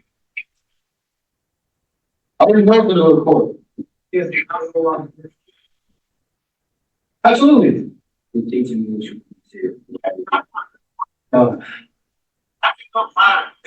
Only, right, like, we need to be patient. Everything else is something that show. Can you tell your men to not arrest us right now? We're trying to eat food. Can you tell your men to not? Can you tell your men to not arrest us right now because we're trying to eat food before we get put in a cell with garbage food?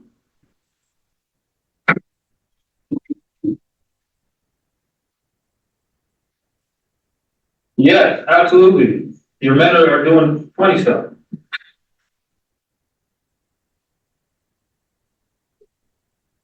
Oh, they're in the front. Yeah. Oh, I'm sorry. I'm speaking to my men at the same time.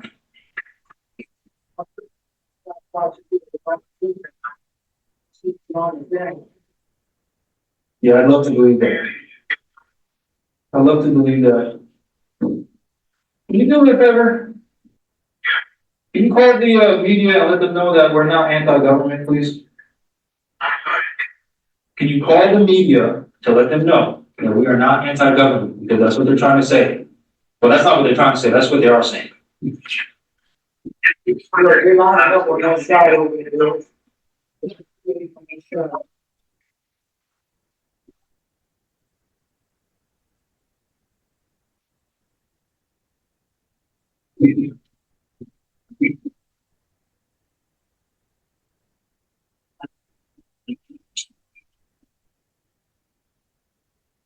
Yeah, 1 second. Huh? Not kidding. Yeah, I know. They've already been doing it. They've been doing that.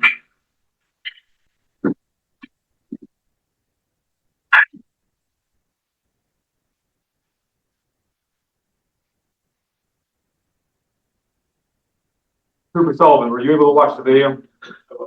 Did you see an object that the speaker identified as Jamal Latimer handed off to the person he approached?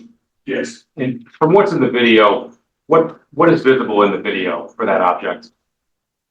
Thing that he hands off. Oh, right, it would be a fire. Okay. I'm gonna just.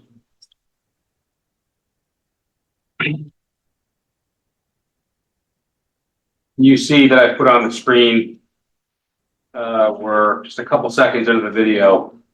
Can you see that there's something in the middle of the video? Yes, What does that appear to be? that looks like the pot stock to me, right? Okay, do you see that I'm moving slowly through the first few seconds of the video? Yes. Can you see the person reaching out with his right hand? Objection, Your Honor. Period.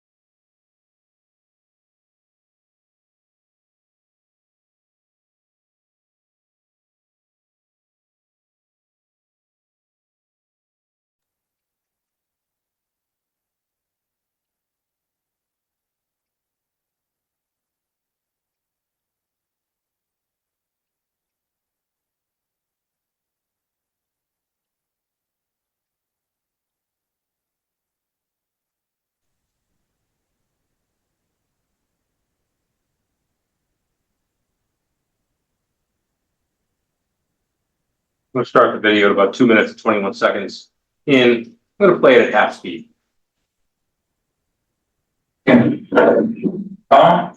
Binocular second. Yeah, I know. They've already been moved. They've been doing that. I'm going to play an earlier section as well at half speed. Basically the first 10 seconds or so. Under the rock, solid ranks. There's a file 25 to 11. Transcript begins on page 18 of the booklet. Transcript booklet 25 to 11 or 25 to 21. Sorry. 25 to 21.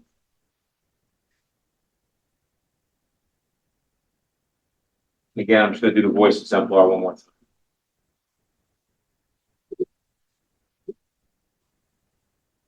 So the Washington said, we're gonna take the turbines, both the Moore's Head and the San Jose Peaks. 200 years from now, they'll never of the four bottles and four of the sperm balls. And Andy, I don't care what it is. How was your day? What happened? Yeah. Play it at full speed. And Andy, I don't care what it is. How was your day? What happened? When you anything, are you happy? Astronaut. Right? You don't have to tell them, you don't even have to say that. You can just stay quiet. But it's better to just say astronaut. So, we not like it's more different. I mean, they technically have to, but they probably won't.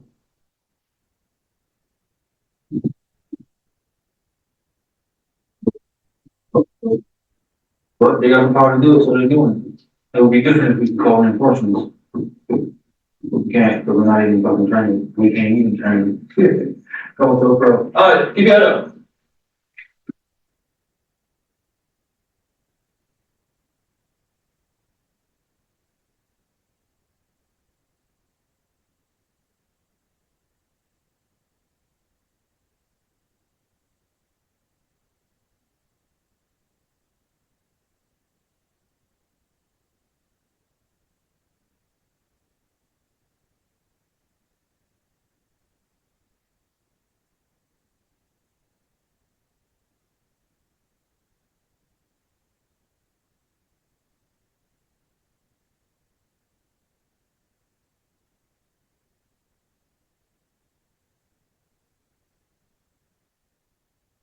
And Barton's gonna fucking, oh my goodness, I'm missing the, that sucks.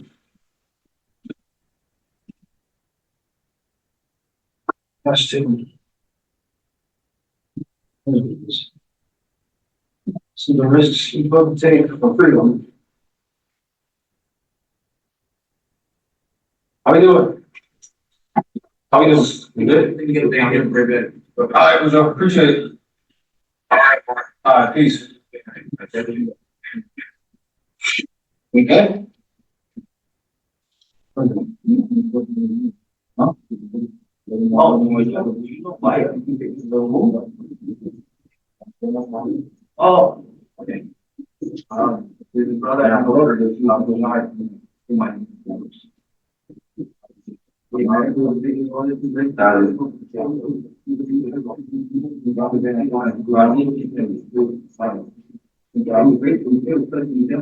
try it out. Okay, I'm saying, I mean, let's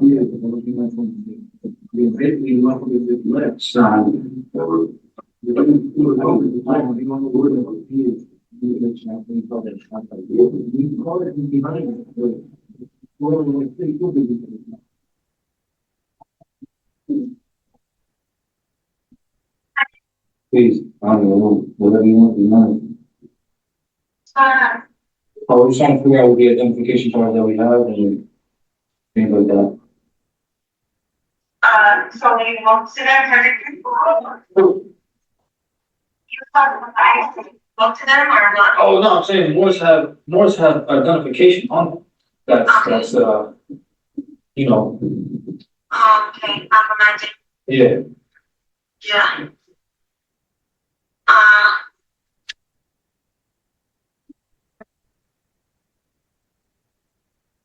What's been going on? What are they saying? No, the guy just trying to call me, and I'm just taking pictures so I can send everything out.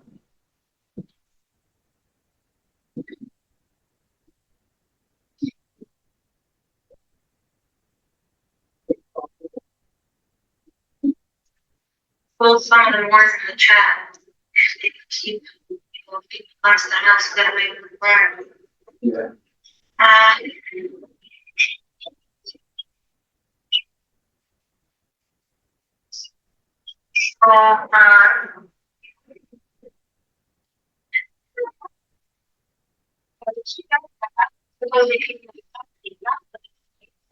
Walked up to the station, so like, did they turn themselves in or that's something to anybody else, but. No.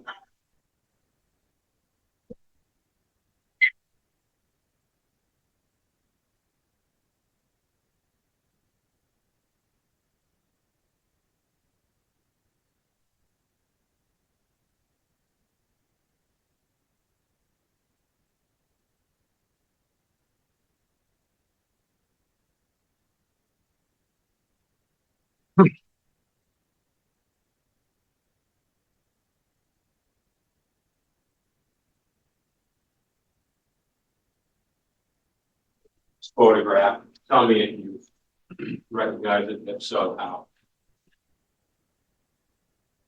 I do. What is it? This is a still picture from Courtroom. And how do you recognize it to be from the body cam? Looking at all the cameras in the vehicle, body cameras from the state police, I was able to confirm all the information was the same in this body camera was captured. What about the white lettering and numbers at the bottom of the photograph? Do you recognize that? I do. And is that consistent with the body camera movie we just watched? It is. Spirit is still from that? Yes. What about for this? No objection. Objection. Objection of the exhibit 136. Somewhere.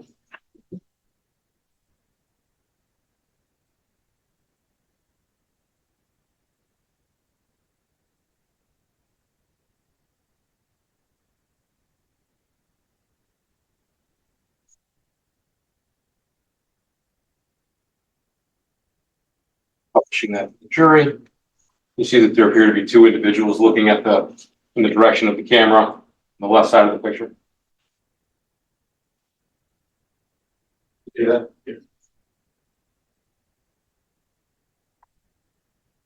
Showing you H and I for identification.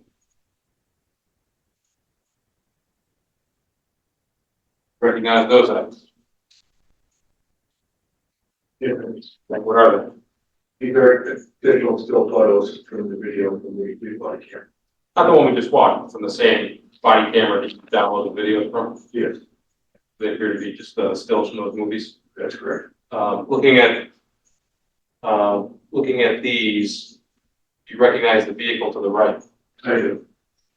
And do you recognize the individual in the red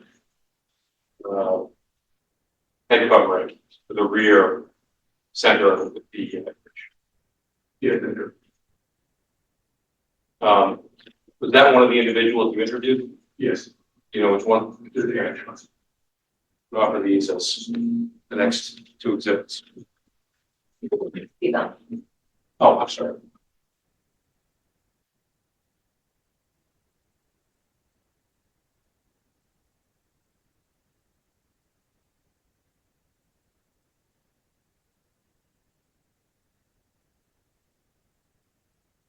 Objection. Objection.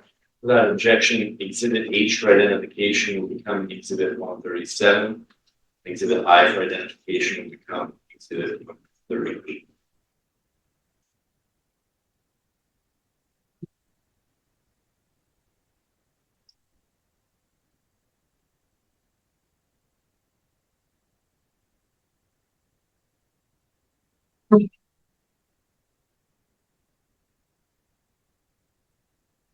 Publish 137 first. Going to zoom in a bit. See the individual on the screen, sir? Yes. Okay. You see the center of that person's chest? Yes. Okay. Okay. 138. Which of the individuals did you recognize as Aaron Johnson? The one on the red, on the right, the red cut. Okay.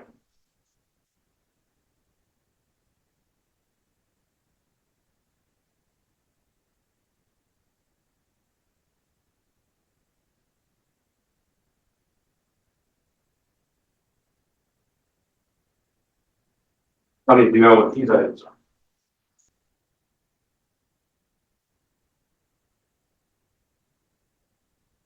There are also still photographs of the body camera. What do you observe about the figure in those photographs compared to the one we just looked at with the head cover? Yeah, he has a large rifle slung across his chest with the drum magazine. Does it appear to be the same or a different person in these photographs compared to what we just published from the jury? Here's the same. Offer these as the next exhibits. No objection. Objection. Without objection, there'll be exhibits 139 and 140. Again, which ID became which exhibit? G became 139 and F became 140. Thank you.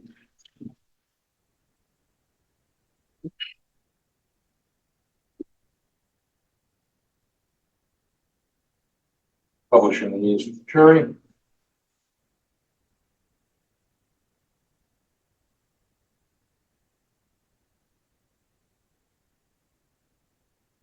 Publishing 140.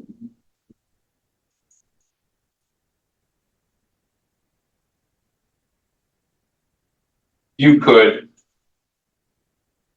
see also there's an item in the person's hand in exhibit 139. Yes. See that red item? Yes. You tell what that looks like? I can't see that. Okay, why don't you go up to the TV? That'll help. Objection. I'll hear you over the heads.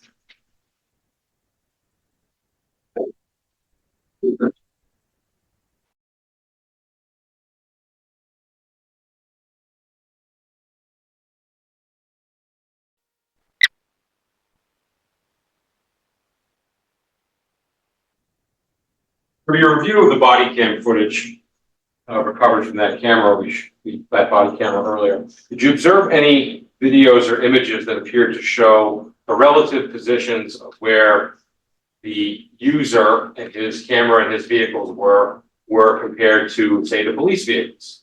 I did.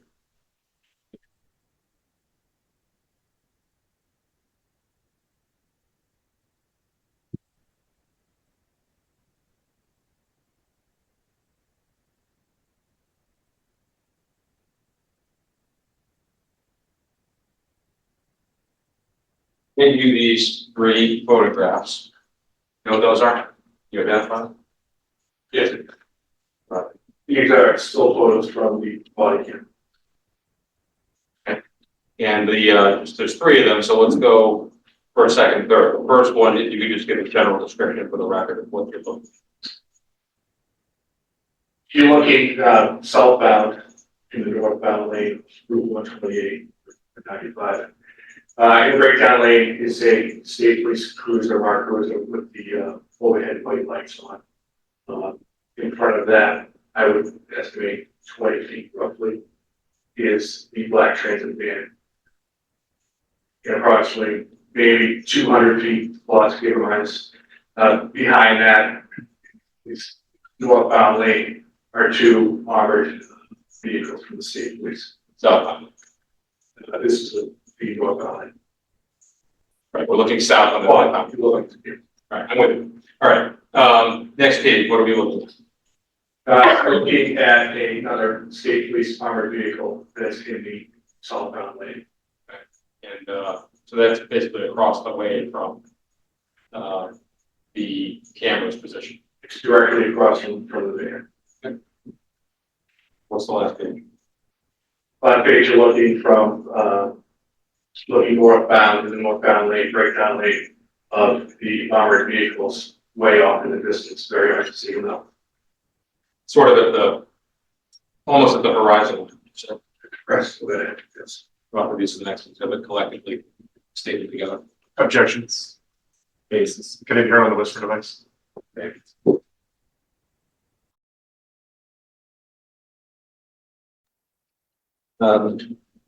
The objection is to overrule these can be marked collectively as exhibit 141.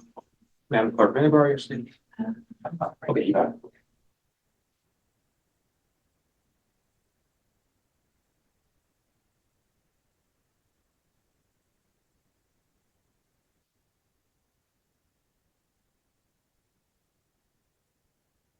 Exhibit 141, I'm going to publish on the projector. Is that the first photo you described looking? We're in the northbound lane, facing south. I have that right? That's correct. Okay. Are these the state police vehicles you described a minute ago? Yes. And there appears to be another vehicle over here. Do you see that? Yes, sir. Publishing the second page. And now publishing the third page.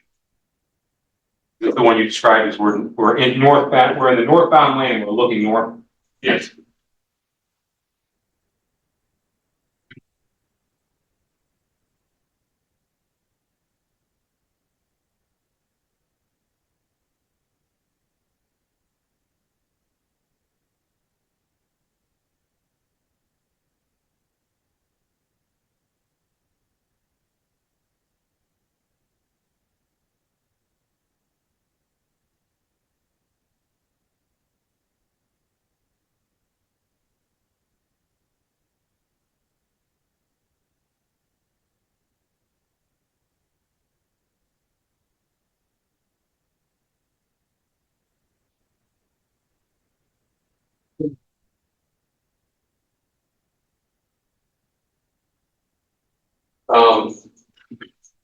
In, I believe it was August of 2021, was there a further effort to review the property contained in the Honda Ridge line in the van? Yes. Was that done incident to towing? Yes. Did you, and was that something that you did with Trooper Ham, through Practical Services, and Trooper Delaney? That's correct. Okay. About how long did it take you to unload the vehicle so you could examine all the things in them on the ground? full amount of time between both vehicles, maybe roughly an hour and a half. And,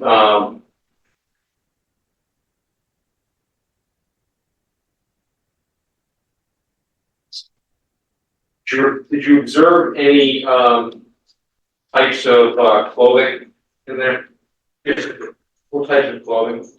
Again, it was that battle dress uniform that people are calling, referred to as BDUs. And, what about gloves?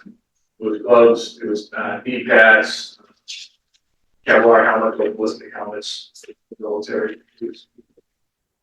Find any radios? They did.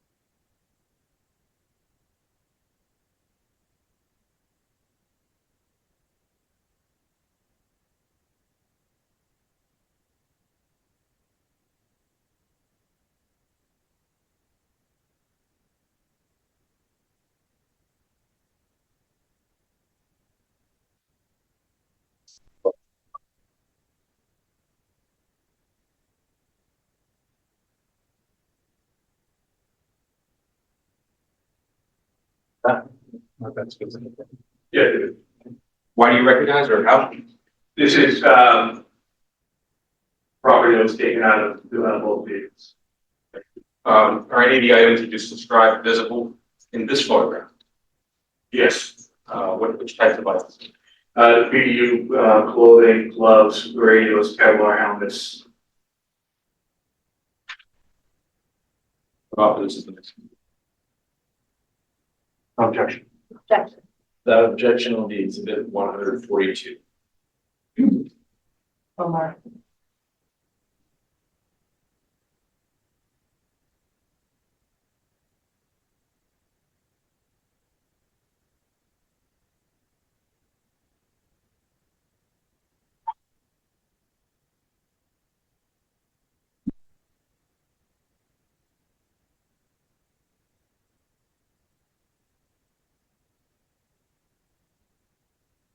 Show you the second to last page of exhibit 128.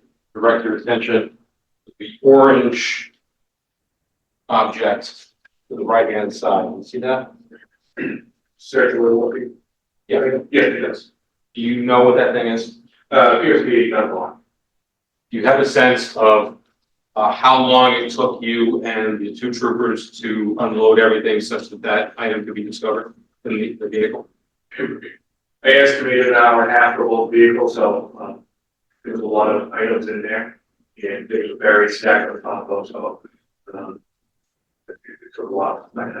Had you been aware of the existence of that item prior to seeing it in August of 2021? No. When you found this, was it attached to any type of firearm? It wasn't. You find any other form of trigger locking mechanisms during your August search of the vehicles? I did not.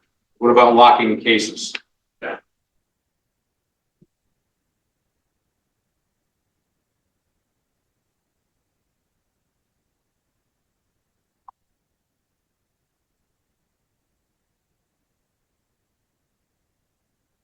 Did you examine the Honda's instrument cluster? You know, if you're sitting in the driver's seat looking at the steering wheel while you were there in August. Yes. And what, if anything, did you observe? We had to turn the vehicle on. We did everything illuminated, gauges went to their normal area, and it showed that the fuel tank is just a dash under half.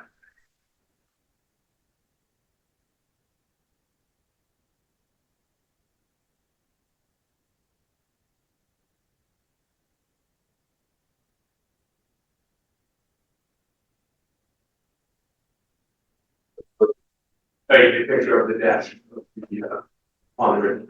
Is that a fair and accurate depiction of how it looked when you observed the fuel tank in that position? Yes. This is the next. No objection. No objection. Without objection, it would be exhibit Walker, Wakefield.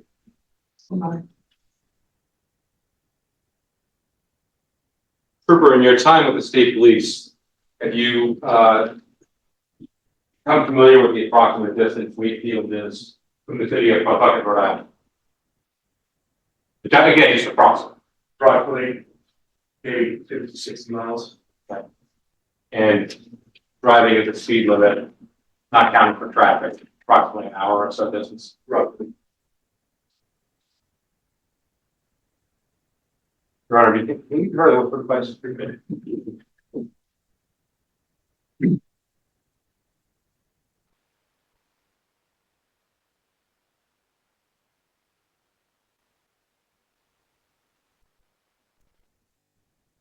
Sullivan, before we conclude, can you tell me whether or not samples from the certain items were selected for sent for DNA testing? Objection. Same objection. No foundation. Yeah, if he knows, he can answer. If he doesn't know, he can't answer. Yeah. There were items that, yes. And can you, after that process, were further steps taken as part of the investigation related to that part of the investigation?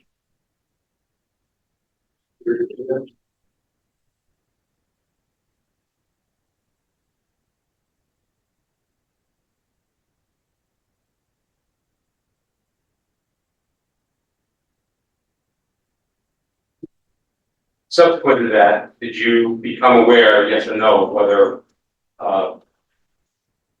some form of results had come back from DNA testing? Yes. Okay. After that, were there additional steps taken or not following up on? There were no additional steps taken. I just had one more. Take your time.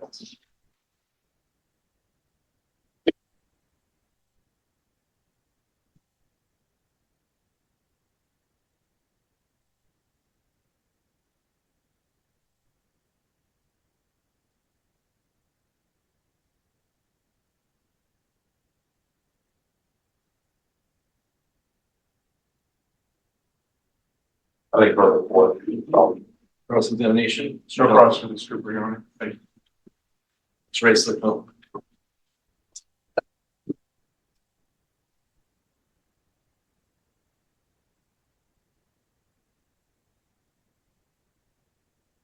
Good afternoon. Good afternoon.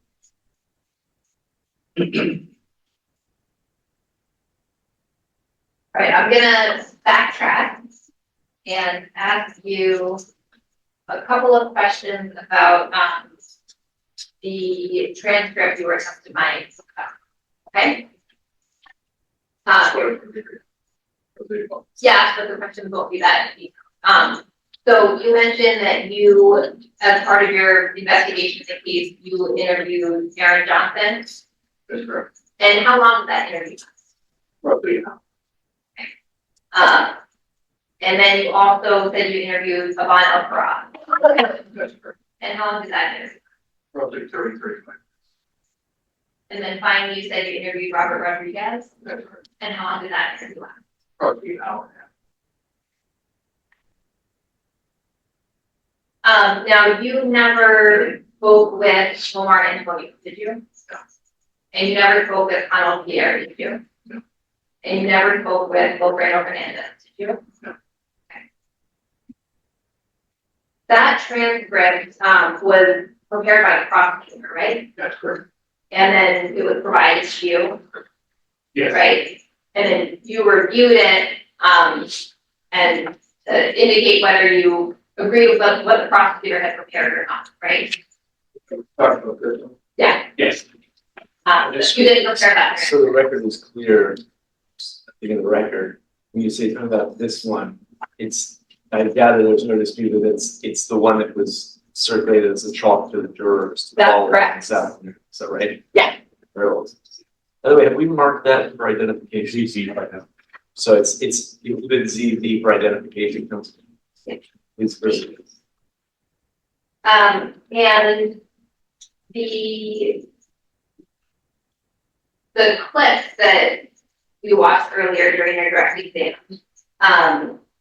those were clips taken out of a much longer video, right? That's correct. And that longer video was about 9 hours.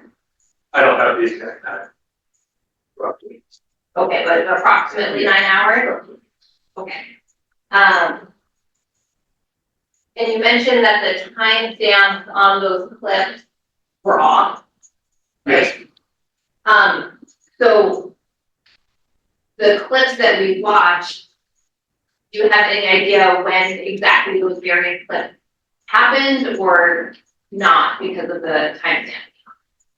Well, the time scale was off, so I couldn't exactly tell when that was done. Okay.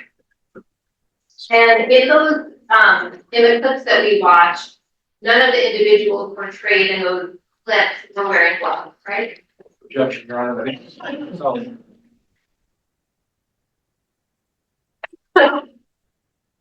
Council, isn't this same issue that we discussed with respect to other items? Is this witness? Let's talk in handsets.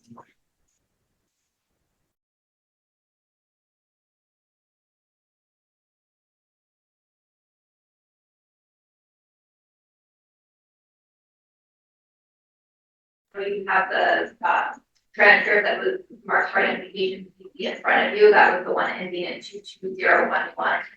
Mr. Abdullah on that clip is speaking on the phone to a police negotiator. Is that right? Yes. And I know you've reviewed a lot of video related to this investigation, right? Yes. And fair to say that off and on throughout that entire 9 hours, Mr. Abdullah was speaking to the police on the phone. For a period of time, yes. Off and on, but over the course of that whole Yes. event on the highway, right? Yes. Okay. And in that clip that we watched, there's some back and forth between Mr. Abdullah and the negotiator on the phone about not arresting them because they're eating food, right? Yes. And there's some back and forth with the negotiator asking about any movements that are happening that Mr. Abdullah is feeling concerned about, right? Yes. And you're aware that, again, throughout the whole 9 hour encounter, there was back and forth between Mr. Abdullah and the negotiator about movements happening on all sides. Is that right? Correct. In other words, Mr. Abdullah at various times was letting the police know if he was opening a car door or getting an item out of a car that actually relayed back to police. It's just accurate.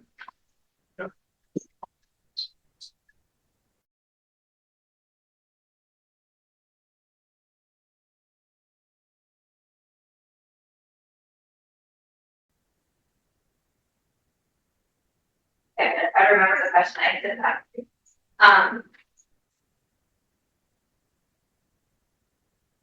At some point, Mr. Abdullah was relaying to the police when he was, for example, opening a car door or retrieving items out of the cars, right? Yes. Okay.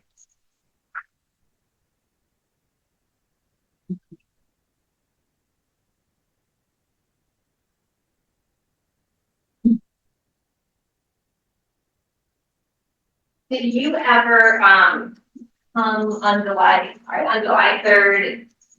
You did at some point arrive on the highway 95, right?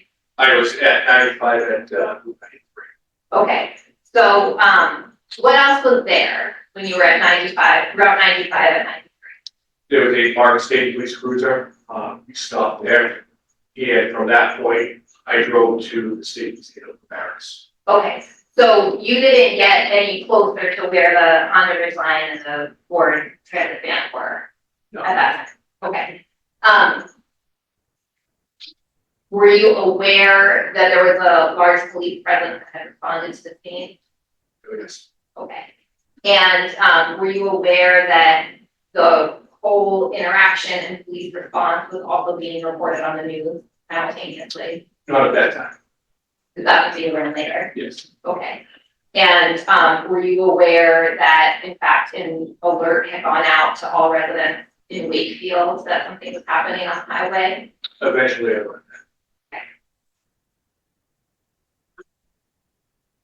Oh, yeah, thank you. redirect examination. Nothing further. Thank you, that concludes your testimony, you're excused. Your Honor, Commonwealth Press. Members of the jury, the Commonwealth has just rested its case against the two defendants in this case. And you're gonna need to speak to counsel on the headset for a moment, because there's work that we need to do at this point, and then I can give you a better sense of what the rest of the day will hold. So while we're speaking on the headset, feel free to stand and stretch, and I'll give you a better picture of what to expect for the last hour or so today once I've had this conversation.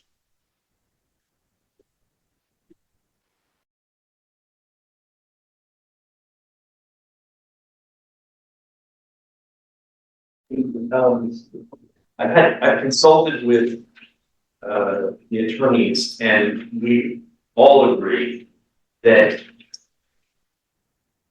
because there are things we can't predict how long they will take, that rather than send you out for a recess to do a fair amount of work outside your presence and then potentially have you come back for a very short period of time and you go home before, it's probably better use of everyone's time for you to go meet now. And then we'll ask you to be back right at 9 o'clock tomorrow morning, a little before 9 o'clock, so we can get started right. So I hope that's good news for everybody. And in any event, the goal here is not to take up half hour, 40 minutes of your time this afternoon to come back and have you spend 10 or 15 minutes, participating in the trial and going home after that. So this way you get out of here at 3 and can use that out for your own purposes. So I hope it's good news. I'm going to remind you please not to discuss the evidence or this case with anyone, including each other, until the time when you're formally deliberating. As you know, discussions include not only in-person telephone conversation, but most importantly, they also include using a cell phone, tablet, or other electronic device to text, chat, email, tweet, blog, or post anything about the case on social media, other electronic media, or any other venue. All that's best to wait until the trial is over and you've been discharged. You must continue to have no communication with the lawyers, parties, and the witnesses in this case, and I expect that they will do the same with respect to you. Please continue not to read, watch, or listen to any coverage about this case in traditional media, social media, or anywhere else. You'll recall my 2 instructions if you are exposed to any type of coverage. First, do your best to limit the amount of information you take in as much as possible. And second, if you'll mention it or appropriate in the way to your fellow jurors, rather take a court officer aside in private and let them know as soon as you can what it is you're exposed to. Finally, please continue not to do any research or investigation about this case, online or otherwise, but allow anyone else to do so for you. I will say that I think it's the expectation, strong expectation, that you will begin your deliberations tomorrow at some point. Can't predict exactly when, but I'm confident in saying tomorrow, but you will at some point tomorrow begin your deliberations. All right, jury exit. Front row first, take everything folks home. Mr. Grocer, if you can please. So I can vote together.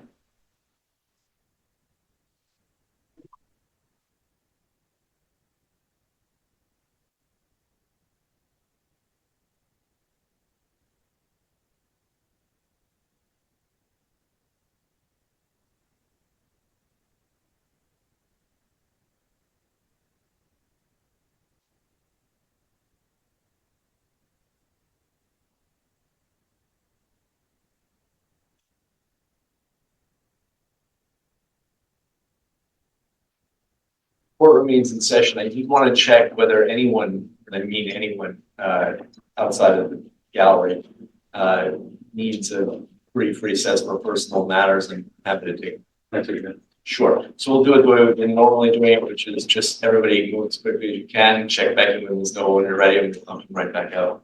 Let's